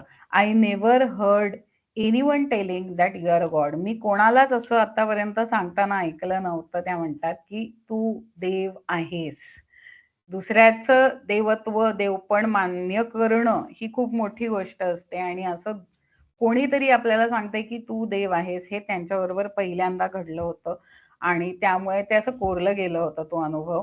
I was mesmerised by his energy. त्यांच्या ऊर्जेमुळे त्या अशा मंत्रमुग्ध झाल्या होत्या की काय ताकद आहे ही. आपण सगळ्यांनी माझ्या मते थोड्याफार प्रमाणात अशा जेव्हा मास्टर्स असतात खूप चांगले किंवा आपल्या ओळखीच्यांमध्ये सुद्धा असे जे खूप एनलायटन झालेले असतात ना, त्यांचा ऑरा ऍक्च्युली वेगळा असतो. तो आपण हे सगळ्यांनी एक्सपिरियन्स केलं असेल. आपल्याला त्यांचे शब्द नाही तर भावना कळत असेल की त्यांना काय वाटत होतं त्यावेळेला. पुढे त्या म्हणतात I did not know how to converse with such an enlightened being. हे खूप आहे की बोलायचं काय, एवढं ज्ञानाचा खजिना आपल्या समोर आहे, आपल्या तोंडून काही शब्दच बाहेर निघत नाहीत. हे आमचं म्हणजे माझ्या बरोबर आता परत क्रियायोगाचे जे कोणी माझे ताई आणि दादा इथे आहेत त्यांनी हे एक्सपिरियन्स केलेले की आमच्या ज्या गुरुमाई आहेत, फकिरियत मूवी मध्ये तुम्हाला लक्षात येईल, तर त्यांचा ऑरा असा जबरदस्त आहे, खूप मोठा ऑरा आहे आणि आपल्याला खरंच म्हणजे मला इतकं मी बडबड इथे सगळी करते, मी त्यांच्या पुढे काही माझा आवाजच निघत नाही त्यांच्या पुढे, कारण त्याच इतकं असं ज्ञानाने भरलेले आहेत ना की त्यांच्या पुढे आपण काय बोलणार आहोत. ते सगळं ज्ञान त्यांच्या ऊर्जेमधून प्रवाहित होत असतं आपल्यापर्यंत. त्यामुळे अशा ठिकाणी गेल्यावर आपल्याला कळतं की आपण एवढेच आहोत आणि तसंच त्यांनाही झालं आणि त्यांना तिथे काही सुचलं नाही. Patriji just looked deep down into my eyes and I felt he was not looking at my physical appearance but into my soul. हे सुद्धा अनुभव केलं असेल आपण. त्या म्हणतात की पत्रीजींनी माझ्याकडे पाहिलं पण मी कशी दिसते किंवा माझ्या दिसण्याकडे आपण डोळ्यात डोळे घालून बघतो तशा पद्धतीने नाही पाहिलं. त्यांनी डीप आत्म्यामध्ये त्यांची ती नजर पोचली असं त्यांना ते लक्षात आलं. आणि परत माझ्याबरोबर आज आहेत एक ताई इथे, आम्ही दोघींनी हा एक्सपिरियन्स केलेला आहे की गुरुमाई जेव्हा बघतात ना तेव्हा ते असे इथपर्यंत शब्दशः मी खरंच सांगते, इथपर्यंत पोचलेली असते ती नजर. म्हणजे इतकं प्रेम असतं त्या नजरेमध्ये की म्हणजे किती जन्माचे आपण एकत्र आहोत वगैरे असं ते किती माया आणि किती प्रेम असतं त्या किती वेगळ्या पातळीवर असतात ऊर्जेच्या त्या की प्रेमच ते वेगळं असतं सर्वांप्रती आहे आणि ते काय असं ठराविक लोकांप्रती नाहीये ते. पुढे त्या म्हणतात I was now sure I had been waiting for him. त्यांना लक्षात आलं की मी ह्यांचीच वाट बघत होते इतके दिवस इतके वर्ष मी जे काही शोधत होते मी ह्यांचीच वाट बघत होते. पुढे त्या म्हणतायत the cherry on the top was सोन्याहून पिवळं. काय झालं अजून की when he said the magical words जेव्हा पत्रीजी पुढचे शब्द म्हणाले carry on you will find yourself. Patriji master पल्लवींना म्हणाले चालू ठेव तुला तू स्वतः लवकरच सापडशील and come to know many things आणि तुला अजून बऱ्याच काही काही गोष्टी समजतील. हे जेव्हा पत्रीजींनी पर्सनल कम्युनिकेशन जेव्हा झालं एवढ्या उच्च ऊर्जेशी त्यावेळेला ते त्यांच्यासाठी एकदम अजून काय किती मस्त ही घटना झालेली एकदम जगावेगळी घटना झालेली असल्यासारखं त्यांना झालं. त्याच्यामुळे काय झालं त्या म्हणतात as mystical as his word. Mystical म्हणजे गूढ. त्यांच्या वाक्याचा अर्थ तेवढाच गूढ होता जेवढे ते स्वतः होते. पुढे त्या म्हणतात माय लाईफ ट्रूली टूक 360 डिग्रीज टर्न. माझं आयुष्य पूर्णपणे बदललं या वाक्यानंतर या घटनेनंतर. Beginning with the adventures towards my life purpose. ह्या वाक्यानंतर मास्टर पल्लवी लाईफ पर्पज वरती आल्या. या लाईफ पर्पजला इथे डावीकडे आपण बघणार आहोत 10 मिनिटांमध्ये मग आपलं सेशन आपण संपवू. त्या म्हणतायत की today I am living my life to the fullest. मी आता माझं आयुष्य खूप संपूर्णतेने जगते आहे. Enjoying every moment. प्रत्येक क्षणाला मी आनंद घेत माझं आयुष्य भरभरून जगते आहे असं त्या म्हणतात. आता लाईफ पर्पज ना हा शब्द हल्ली खूपच वापरला जातो की लाईफ पर्पज काय आहे, तुमचं लाईफ पर्पज काय, माझं लाईफ पर्पज हे आहे किंवा लाईफ पर्पज असायला लागतं नाही तर आपण निरुद्देश आयुष्य जसं प्राण्यांसारखं आलो आणि प्राण्यांसारखंच गेलो मग प्राण्यात आणि आपल्यात फरक काय वगैरे. हे हल्ली लाईफ पर्पज हा शब्द खूप वापरायला म्हणजे ऐकायला मिळतोय आणि आपल्याला असं वाटतं की हा आत्ताचा शब्द आहे. लाईफ पर्पज हा शब्द आताचा नाही. लाईफ पर्पज हा शब्द आहे ऋग्वेदामधला. ऋग्वेदामध्ये लाईफ पर्पज म्हणजे ह्या जन्मामध्ये तुम्ही काय कार्य करण्यासाठी आलेला आहात किंवा पृथ्वीवरती जेव्हा आलात तुम्ही तुमचं जे काही सोल प्लॅन लिहून आला होता तेव्हा काय काम करण्यासाठी पृथ्वीवरती हे शरीर घेणं तुम्ही निवडलं. ते जे कार्य असतं त्याला म्हणतात लाईफ पर्पज. जन्माला आल्याचं कारण, उद्दिष्ट आणि कार्य. आता मास्टर पल्लवी, पत्रीजी, बाबाजी हे ते सगळे खूप ग्रेट आहेत. त्यांच्याकडे एवढी कार्य आहेत. आपण काही नाही. आपलं तर काही कशात काही सुरुवात नाही. आमचं काही कार्यच नाहीये. असं ह्या पृथ्वीवरती काय, असं या ब्रह्मांडात कोणी नाहीये की ज्याला लाईफ पर्पज नाही. प्रत्येकाला लाईफ पर्पज आहे. या लाईफ पर्पजचं मूळ व्याख्या किंवा मूळ संकल्पना ऋग्वेदामध्ये ऋत या नावाने आलेली आहे. ऋत म्हणजे नॅचरल लॉ ऑफ युनिव्हर्स म्हणजे ब्रह्मांड ज्या नियमांवरती चालतं. म्हणजे आता फॉर एक्झाम्पल तुम्हाला जर ऐकून माहिती असेल की पृथ्वी आणि बाकीचे ग्रह सूर्याभोवती फिरतात तसं सूर्य आपल्या सगळ्या प्लॅनेट्सना घेऊन वेगळ्या एका प्रदक्षिणा मार्गामध्ये आहे. वेगळ्या ताऱ्याभोवती फिरतोय. तो वेगळा तारा वेगळ्या ताऱ्याभोवती फिरतोय. असं ते शेवटी करत आपण सेंट्रल सन पर्यंत पोहोचतो. हे ना त्यावेळेला ऋग्वेदाची माहिती जेव्हा डिकोड झाली किंवा जेव्हा ध्यानातनं पोचवली गेली पृथ्वीवरती कार्य करणाऱ्या लोकांपर्यंत त्यांना हे माहिती होतं की पृथ्वीवरती तुम्ही एकटे नाही आहात. प्रत्येक ग्रहावरती कोण नाही कोणतरी आणि एवढा सगळा जो पसारा घातलाय आपण साधं घरात 1 दिवसाचा काही कार्यक्रम करायचा ठरवला तरी आपण मॅनेजमेंट वरती जातो. आपण रोल डिसाईड करतो की तू ही जबाबदारी घे, तू ही घे, तू ही घे. देवानी सगळा पसारा असाच घातला असेल का? नाही. त्या प्रत्येकाने प्रत्येक गोष्ट कुठे, कशी, कोणाच्या अंडर, कोणाच्या खालोखाल कोण काम करेल, कोणाची जबाबदारी काय, हे सगळं ठरवूनच त्या युनिव्हर्सनी स्वतःला असं एक्सपांड केलं होतं की तू हे करायचंय, तू हे करायचंय. तू म्हणजे अगेन मी. कारण पहिला प्रश्न की मी कसा आहे, देवाला पहिला पडलेला प्रश्न की मी नेमका कोण आहे आणि मी कसा आहे. जसा आपल्याला प्रश्न पडतो मी कोण आहे, तसा देवाला पहिला प्रश्न पडला मी कोण आहे आणि मी कसा आहे. ते एक्सपिरियन्स करायला म्हणून जी दुसरी एनर्जी किंवा जी वेगळी झाली एनर्जी, ज्याला आपण म्हणतो स्त्री तत्व वेगळं झालं आणि पुरुष तत्व.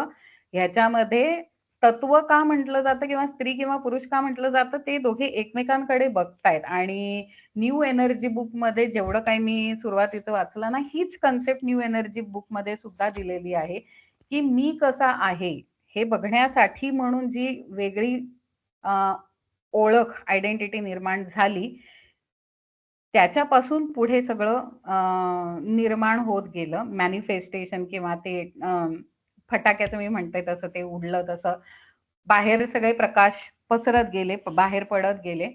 या प्रत्येकाला कार्य दिलं. जसं सूर्याला कार्य आहे, चंद्राला कार्य आहे, पृथ्वीला कार्य आहे. कोणीही नॉन लिव्हिंग थिंग किंवा निर्जीव नाहीये. हे सगळे लिव्हिंग आहेत. प्रत्येकामध्ये कुंडलिनी ऊर्जा आहे आणि आपल्या सगळ्यांची कुंडलिनी ऊर्जा आपल्या मूलाधार चक्रातनं आपल्या पृथ्वीशी जोडलेली असते, आपली सूर्याशी सुद्धा जोडलेली असते. आणि म्हणूनच जे काही आता कॉस्मिक शिफ्ट किंवा असे शब्द तुम्ही ऐकताय, याच्यामध्ये सगळेजण काय येत आहेत, कारण सगळेजण त्या कुंडलिनी ऊर्जेनी हा त्याच्याशी, तो त्याच्याशी, तो त्याच्याशी, असे ते हा माझा भाग आहे, हा माझा परिसर आहे. सूर्य म्हणेल हे सगळे 8ही ग्रह माझा परिसर आहे, पृथ्वी म्हणेल ही सगळी माणसं माझा परिसर आहे, चंद्र माझा परिसर आहे. असं असं करत प्रत्येकाच्या वरती हायरार्कीनी प्रत्येक जण वेगवेगळ्या, प्रत्येक जण म्हणण्यापेक्षा प्रत्येक ऊर्जा वेगवेगळ्या कार्यासाठी बनली गेलेली आहे. त्याला म्हणतात ऋत, कॉस्मिक ऑर्डर, की असं असं सगळं असणार आहे. आता ह्या अनंत ब्रह्मांडामध्ये आपण आहोत पृथ्वीवरती. मग आपल्याला काही ऋतच नाही का? आपल्याला असंच पाठवलंय का पृथ्वीवरती, किंवा आपण असे चाललोय का? नाही. आपण त्या अनंत ब्रह्मांडाचे छोटे का होईना आपण भाग आहोत. त्यामुळे आपल्याला स्वतःला ऋत आहे. आणि ते ऋत म्हणजे त्यावेळची वैश्विक परिस्थिती जी काही आहे त्याच्या सुव्यवस्थेला, ती सुव्यवस्था टिकावी. आपण ज्या ग्रहावरती आहोत, आपण ज्या परिसरात आहोत, आपण ज्या समाजात राहतोय, त्या परिस्थितीला सुव्यवस्थितपणे चालवणं. अगदी छान शब्द सांगायचा तर आपल्या आजूबाजूचा परिसर राहण्यालायक, इतर जीवांसाठी राहण्यालायक ठेवणं हे आपलं कर्तव्य आहे, ऋत आहे. इथूनच पुढे कर्म आणि धर्म, अर्थ, काम, मोक्ष हे सगळे प्रकार ह्याच्यापासूनच पुढे निर्माण झाले. कारण समाज डेव्हलप व्हायला लागला तसं कार्य वाटून दिली गेली. सो त्या सगळ्याचा बेस, सगळ्याचा मूळ, सगळ्याची सगळ्यात पहिली संकल्पना म्हणजे ऋत होती, की मी सुद्धा कॉस्मिक ऑर्डरवरती, मी नियमांवरती चालतो. तुम्ही सुद्धा जेव्हा आता मॅनिफेस्ट व्हाल अनेकांमध्ये, तेव्हा तुझं हे काम आहे, तुझं ते काम आहे. असं देवता पण त्या त्या कामासाठी, वरुण देवता अशासाठी, अग्नी देवता अशासाठी, असे ते प्रत्येकाने रोल वाटून घेतलेले आहेत. आणि आपण आर्क एंजल आर्क एंजल्स बद्दल जेव्हा बघतो, तेव्हा पण या आर्क एंजल्सचे किंवा या सगळ्या एंजल्सचे काम आहेत ठराविक. आपण एक अनुभव पण बघितला होता आपल्या त्या मंत्राबद्दलचा, कार्तवीर्य. सो प्रत्येक एंजलनी आपापलं काम अगदी ते मनापासून चोख करत असतात. आपण करायचंय. आता जेव्हा आपल्याला आज हे लक्षात आलं ना, की प्रत्येकाला ऋत आहे. I am part of cosmic order, I am responsible for this, की माझ्या आजूबाजूचे जे काही जीवसृष्टी आहे, वस्तू आहे, जो काही समाज आहे, या सगळ्यांना सुस्थितीत आणण्यासाठी आपण डायरेक्टली काही करू शकत नाही, कारण फ्री विल आहे. पण आपण निदान आपल्या साईडनी हे करू शकतो, की माझ्यामुळे ह्या इतर लोकांना हे माझ्याबरोबर राहणं किंवा माझ्या सोबत राहणं, माझ्याबरोबर असणं, हे एक जगण्यालायक परिस्थिती निर्माण करेल, राहण्यालायक, राहण्यासारखी परिस्थिती, की जिथे ग्रोथ होईल प्रत्येकाची. हे आपल्या सगळ्यांचं पहिलं कार्य आहे. पहिलं, की आपण आलोय वेगळे होऊन, आपल्याला परत जायचंय. सॉरी, आपण वेगळे होऊन आलोय, आपल्याला परत जायचंय, हे पहिलं आपलं कर्तव्य आहे. परत आपल्याला देव व्हायचंय, परत त्याच्यामध्ये मिक्स एकरूप व्हायचंय, हे पहिलं काम. आणि दुसरं म्हणजे आपण जिथे आहोत तिथे त्या ऑर्डरसाठी आपण काहीतरी सोल प्लॅन घेऊन आलेलो असतो, त्यानुसार आपलं एक कर्तव्य असतं. प्रत्येकाचं असतं, अगदी प्रत्येकाचं असतं. म्हणजे असं आपल्यामध्ये ज्यांनी कधी नोकऱ्या केलेल्या नाहीत किंवा गृहिणी आहेत, त्यांनी असं वाटून घ्यायची गरज नाही की माझं काही पर्पजच नव्हतं, माझं आयुष्य गेलं, मला कधी कळलंच नाही माझं पर्पज. उत्तम पिढी निर्माण करणं हे खूप महत्वाचं कार्य आहे. कारण ती मुलं पुढे समाजामध्ये वावरणार आहेत. ती कुठल्या प्रकारचं वातावरण इतरांना देतील, त्या हिशोबाने संस्कार त्या पिढीवरती झाले पाहिजेत. सो ते खूप मोठं कार्य आहे. त्यामुळे कोणीही असं मानून घेऊ नका, की आम्हाला इतके वर्ष झाली, आम्हाला काही कळलंच नाही, त्यामुळे फुकट, असं नाहीये.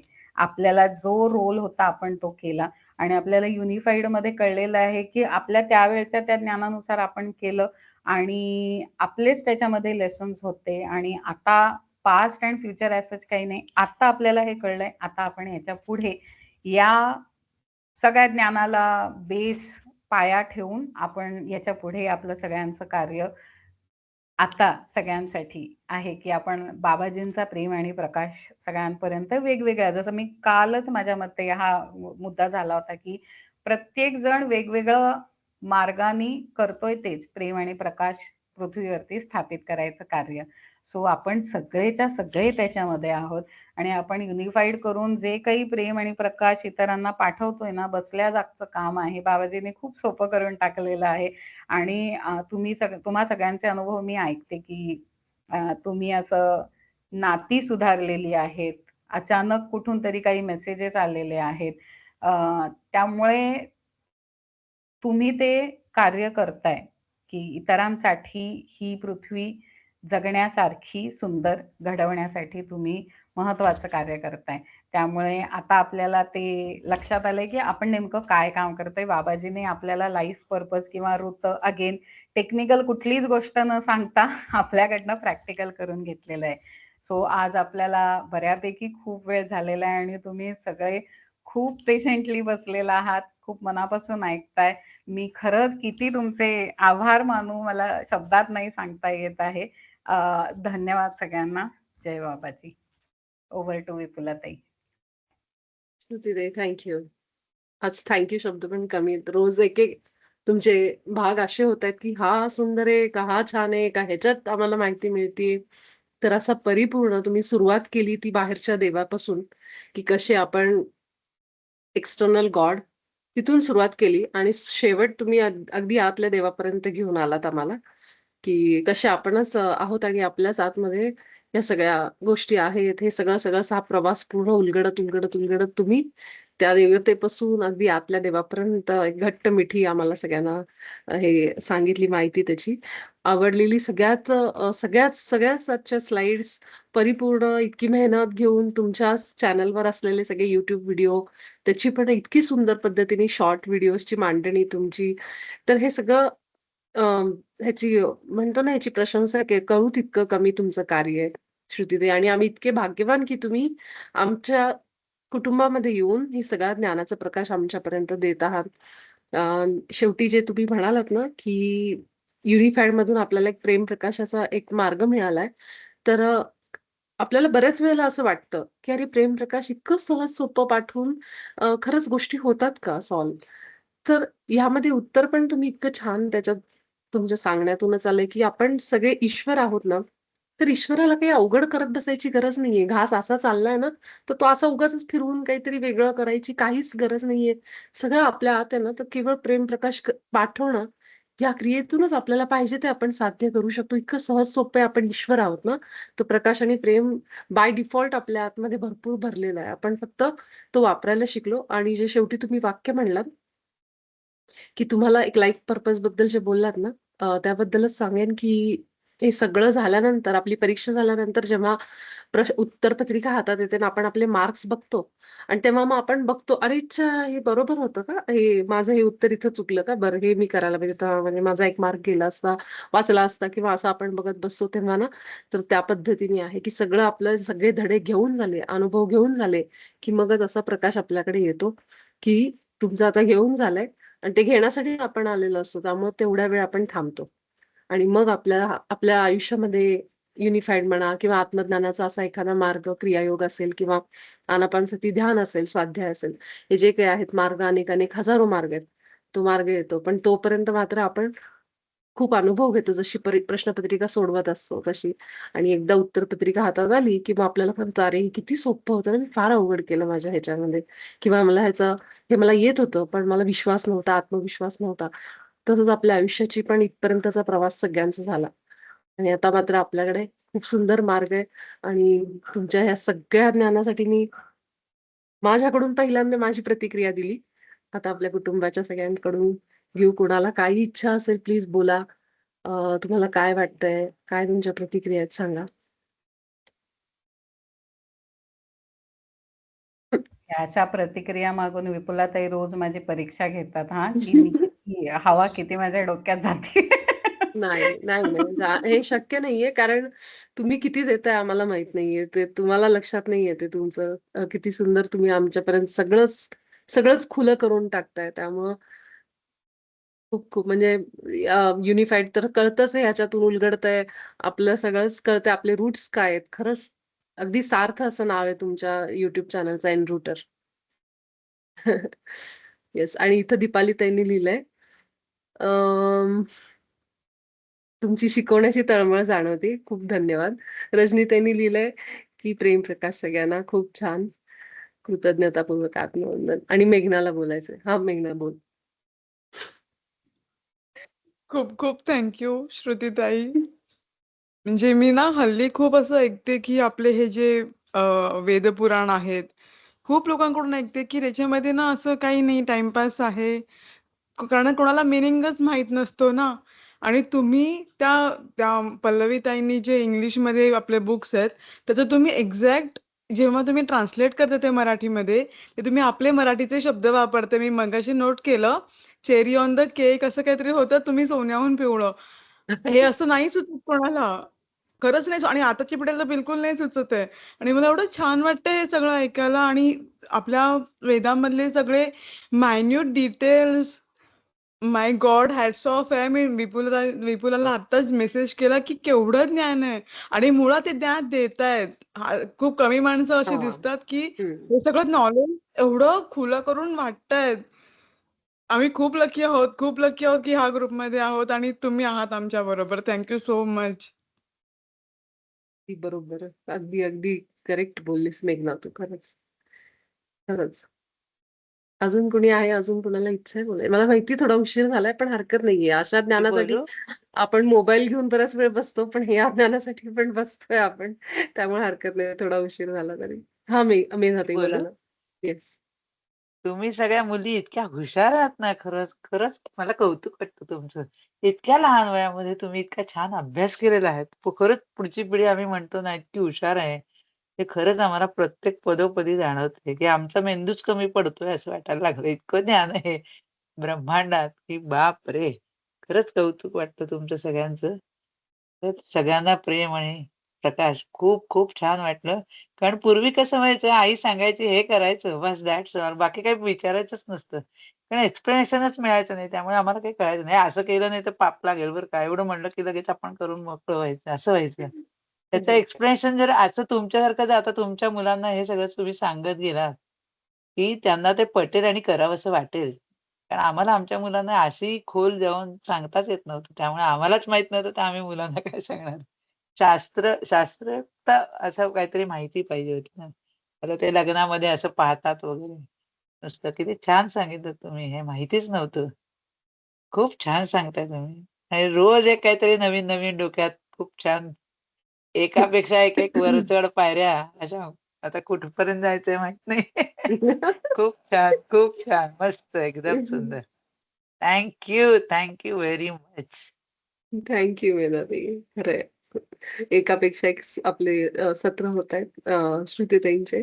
कालचा श्रुतीताईंचा एक पॉइंट होता FSSI जे मुंडे सर आहेत ते घेतायत ना, तर तो ॲक्चुअली इन्क्रेडिबली बिलिव्हेबल ह्या पुस्तकामध्ये जे दिलेलं आहे ना, की कसं ह्या आयामामध्ये, या 5व्या डायमेन्शनमध्ये जेव्हा युग परिवर्तनाचा काळ आहे आणि त्यावेळेस कशा सगळ्या गोष्टी प्रकाशात येतील आणि खूप बदल होतील. हे जे सांगितलंय ना, तर त्याची सुरुवातच आहे ही सगळी म्हणजे की ऑलरेडी बदल होतात खाण्यापिण्यामध्ये. तर काल तुम्ही जेव्हा म्हणालात ना, तेव्हा ते म्हणजे लक्षात आलं माझ्या की हे पुस्तकामध्ये आपण परवाच बघितलं होतं, की कशा अनेक आता रिफॉर्म्स होतील एज्युकेशनमध्ये, फायनान्शियलमध्ये पण म्हणजे सगळ्याच सिस्टममध्ये चेंजेस व्हायला लागतील. तर तो एक पॉइंट तुम्ही छान काल घेतलात. स्मिताताईंनी लिहिलंय, की आम्हाला खूप उशिरा हे ज्ञान मिळाले, पण आता हे मिळालंय. खरंच आम्ही भाग्यवान आहोत. तर उशीर असा काहीच नाहीये. आपण सगळं वेळेवर घेतो. म्हटलं ना, इतके दिवस आपले ते अनुभव घ्यायचे असतात. ते झाले घेऊन. आता आपण आलोत त्या मार्गावर. अजून कुणाला काही आहेच, की कुणाला सांगायचं काही? की आजच्या काही खास काही आवडलंय आजच्या सत्रामध्ये? कारण इतकी मेहनत त्या घेतायत आणि इतक्या सुंदर पद्धतीने सगळं एक परिपूर्ण देतायत आपल्याला. तर जरूर तुम्हाला काही असं वाटत असेल तर अगदी न घाबरता, संकोच न करता बोला. तुमचं प्रेम आणि प्रकाश श्रुतीताईंपर्यंत पोहोचवा. कारण हे सगळं ज्ञान त्यांच्या माध्यमातून बाबाजी आपल्यापर्यंत पोहोचवतायत. आणि त्यांच्या मुखामध्ये म्हणतो ना साक्षात सरस्वती असते त्यावेळी ज्यावेळेस त्या बोलतात, सांगतात, आपल्यापर्यंत ते येतं, आपल्या हृदयात उतरतं. तर त्या सरस्वती मातेपर्यंत तुमचा प्रणाम पोहोचू द्या. कधीही त्या सगळ्या देवतांना जे त्यांच्या आतमध्ये आहेत त्यांना आपण प्रणाम करू. त्या अंश रूपाने त्यांच्या आतमध्ये बसलेले आहेत. तुमच्या जे काही प्रतिक्रिया असतील ग्रुपवर पण टाकू शकता. आणि मी कुणाला अजून बोलायचं नसेल तर आपण थांबू इथेच. अगदी हृदयातून आपल्या श्रुतीताईंना खूप प्रेम आणि प्रकाश त्यांच्या ह्या मेहनतीला सलाम आणि खूप आभार की त्या आपल्या सगळ्यांसाठी इतकं सुंदर ज्ञान घेऊन येतात. आपल्या आतमध्ये उतरू दे सगळ्यांच्या. झोपण्यापूर्वी थोडंसं श्रुतीताईंनी जे सांगितलंय थोडं आठवा. पहिल्या स्लाईडपासून जे बोलल्यात ते आणि मग झोपा आणि सोबतच युनिफाईडचा सराव म्हणजेच सगळ्या सृष्टीला प्रेम प्रकाश पाठवणं, ईश्वरासोबत एक होणं, आपल्या उच्च स्वचे आभार व्यक्त करणं. एवढं करत आपण आजचा सत्र थांबवू आणि आपला जो सराव आहे शेवटचा आत्ता जो धडा झाला तोही सुरू ठेवा युनिफाईडचा. तो पण लक्षात ठेवा की आपला 21वा धडा झालेला आहे. त्याचाही सराव लक्षात ठेवा की काय करायचं आपल्याला त्या धड्यामध्ये पुन्हा एकदा वाचा वाटलं तर. तर सुंदर धडा आहे तो पण एवढंच सांगते. आणि श्रुती त्यांचे आभार व्यक्त करून म्हणजे सगळ्यांचे आभार व्यक्त करून सगळ्यांना प्रेम आणि प्रकाश आपल्या लाडक्या बाबाजींना, पितामह पत्रीजींना प्रणाम करत आपण सगळेजण इथंच थांबू. शुभरात्री सगळ्यांना. आपण भेटू उद्याच्या सत्रामध्ये. खूप धन्यवाद.